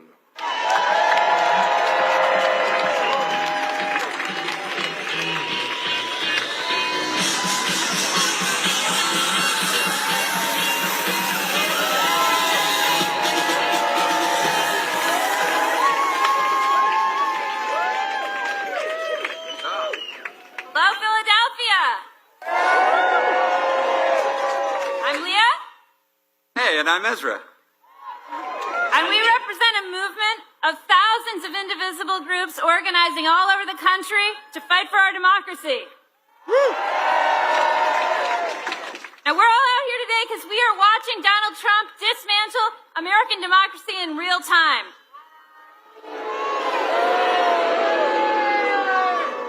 Masked men are grabbing students off the streets for their social media posts. They're kidnapping their kids to school. They're disappearing innocent men into foreign torture gulags without a shred of due process. They're terrorizing our communities, our friends, our neighbors. In Los Angeles, they responded to peaceful protests with violent repression, putting U.S. troops on the streets to stop Americans from exercising our right to peacefully protest. And meanwhile, while he sends the National Guard to California, Donald Trump is sending tanks to D.C. so that he can have the birthday party that he's always wanted.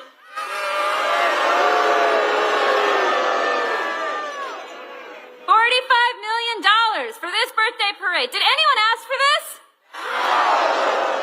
Meanwhile, they are telling us that there is no money for Social Security. There is no money. That there's no money for Medicaid. That there is no money for veterans. That there's no money for special education. There's no money for cancer research. No money for clean air or water. No money for you, for us. But somehow there's always money when a billionaire needs a tax cut. When Elon Musk needs a fat government contract. Or when Donald Trump wants a luxe new plane or a big birthday party. Now these things are connected. Donald Trump, Stephen Miller, their MAGA cronies, they know Americans hate this stuff. They know we don't want our neighbors disappeared off the streets. They know we don't want Medicaid and Medicare gutted. They know we don't want them stealing from us. They know keeping the gravy train running depends on ripping our rights away and turning us against each other. So they deploy these divide and conquer attacks. They sabotage democracy. They retaliate against anyone who stands up or and they try to shut us down.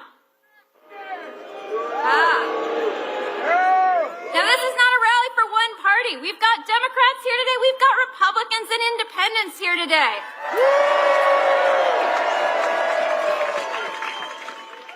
We're looking to the leaders who will fight for us, because even today there are folks among the Democratic Party who think we should roll over and play dead. Anyone seen John Fetterman here today?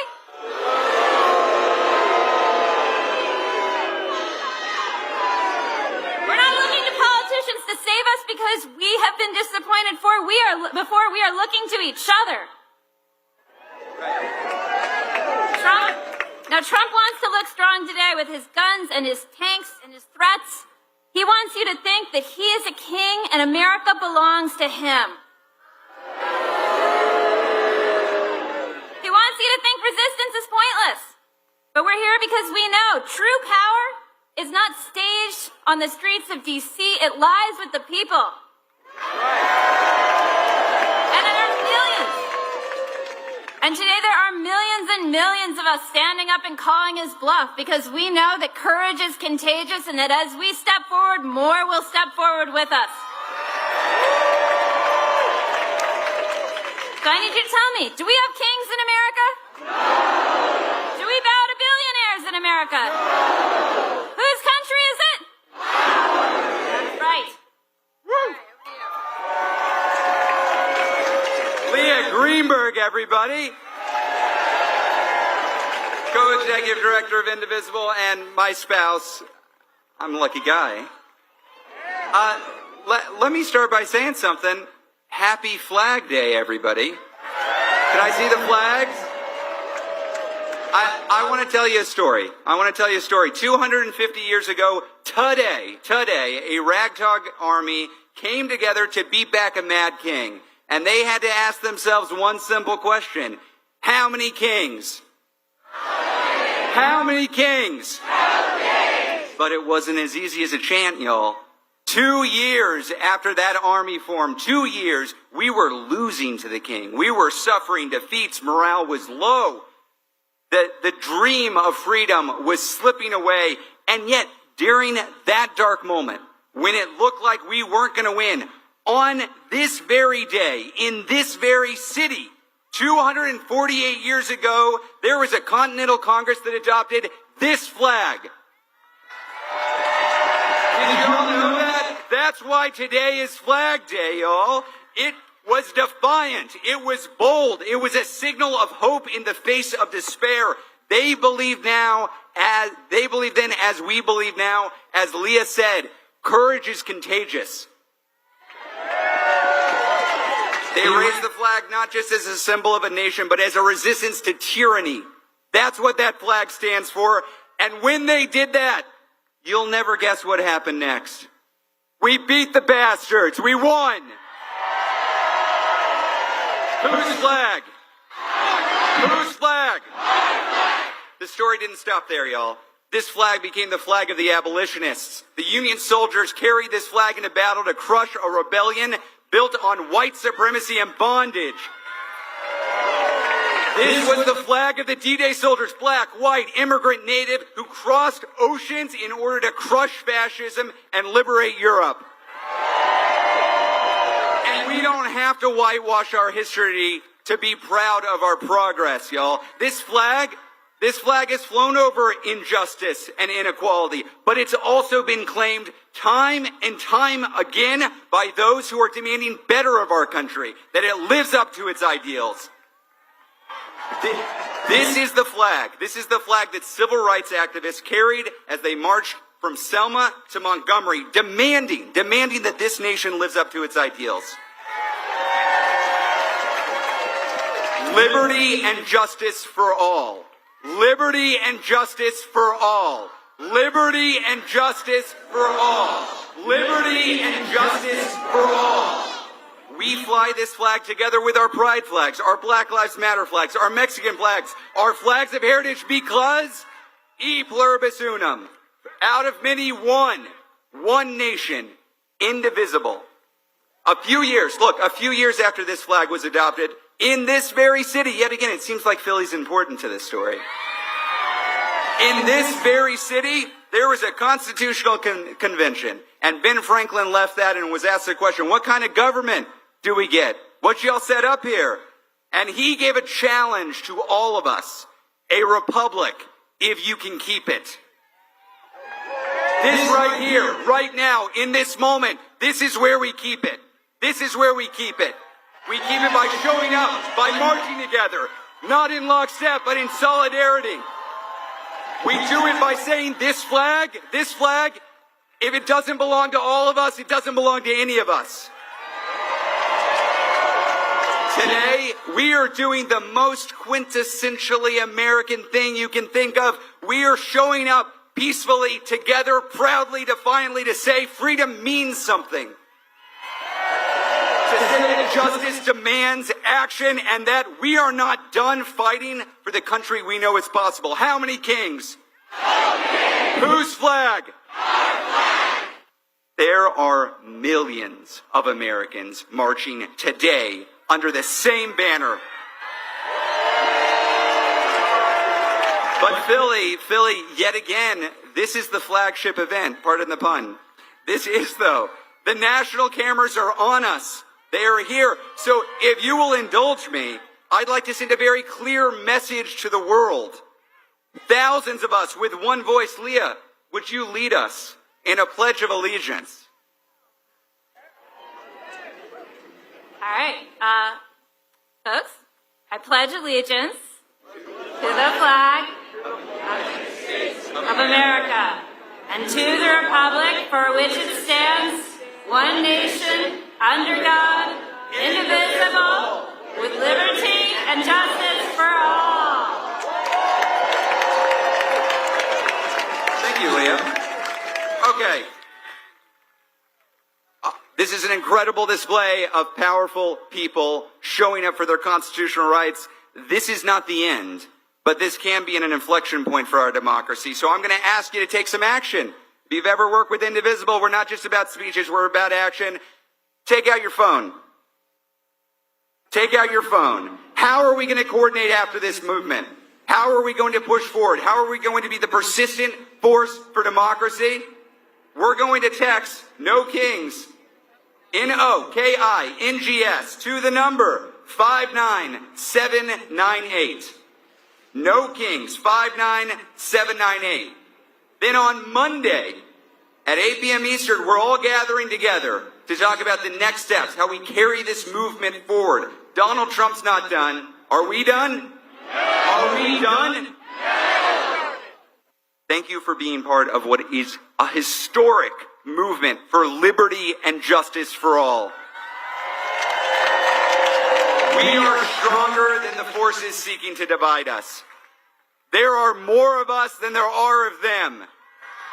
Together, we will win. One last time, how many kings? How many kings? I'll see you on Monday.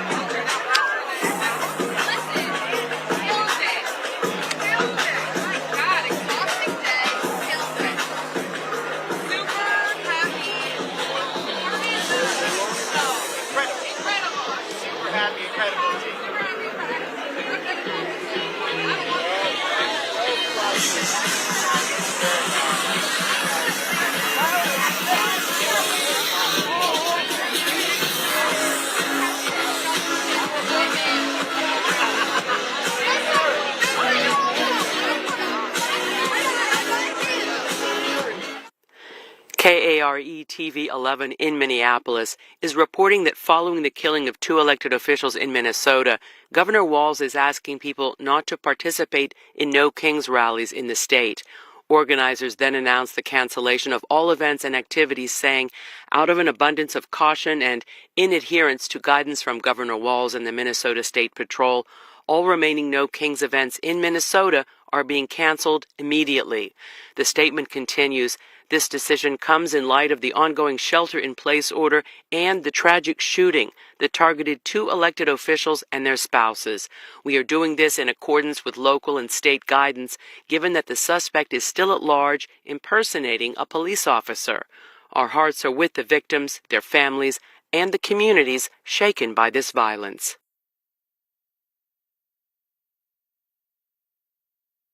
C-SPAN, Democracy Unfiltered. We're funded by these television companies and more, including WOW. The world has changed. Today, a fast, reliable internet connection is something no one can live without. So WOW is there for our customers with speed, reliability, value, and choice. Now more than ever, it all starts with great internet. WOW. WOW supports C-SPAN as a public service, along with these other television providers, giving you a front row seat to democracy.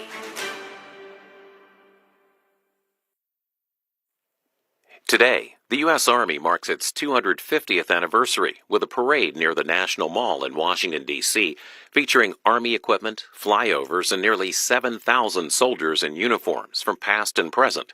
C-SPAN's live coverage begins at 6 p.m. Eastern with a look at the Army's history, along with sights and sounds from key points around the parade route. The parade itself begins at around 6:30 p.m. Eastern, followed by an enlistment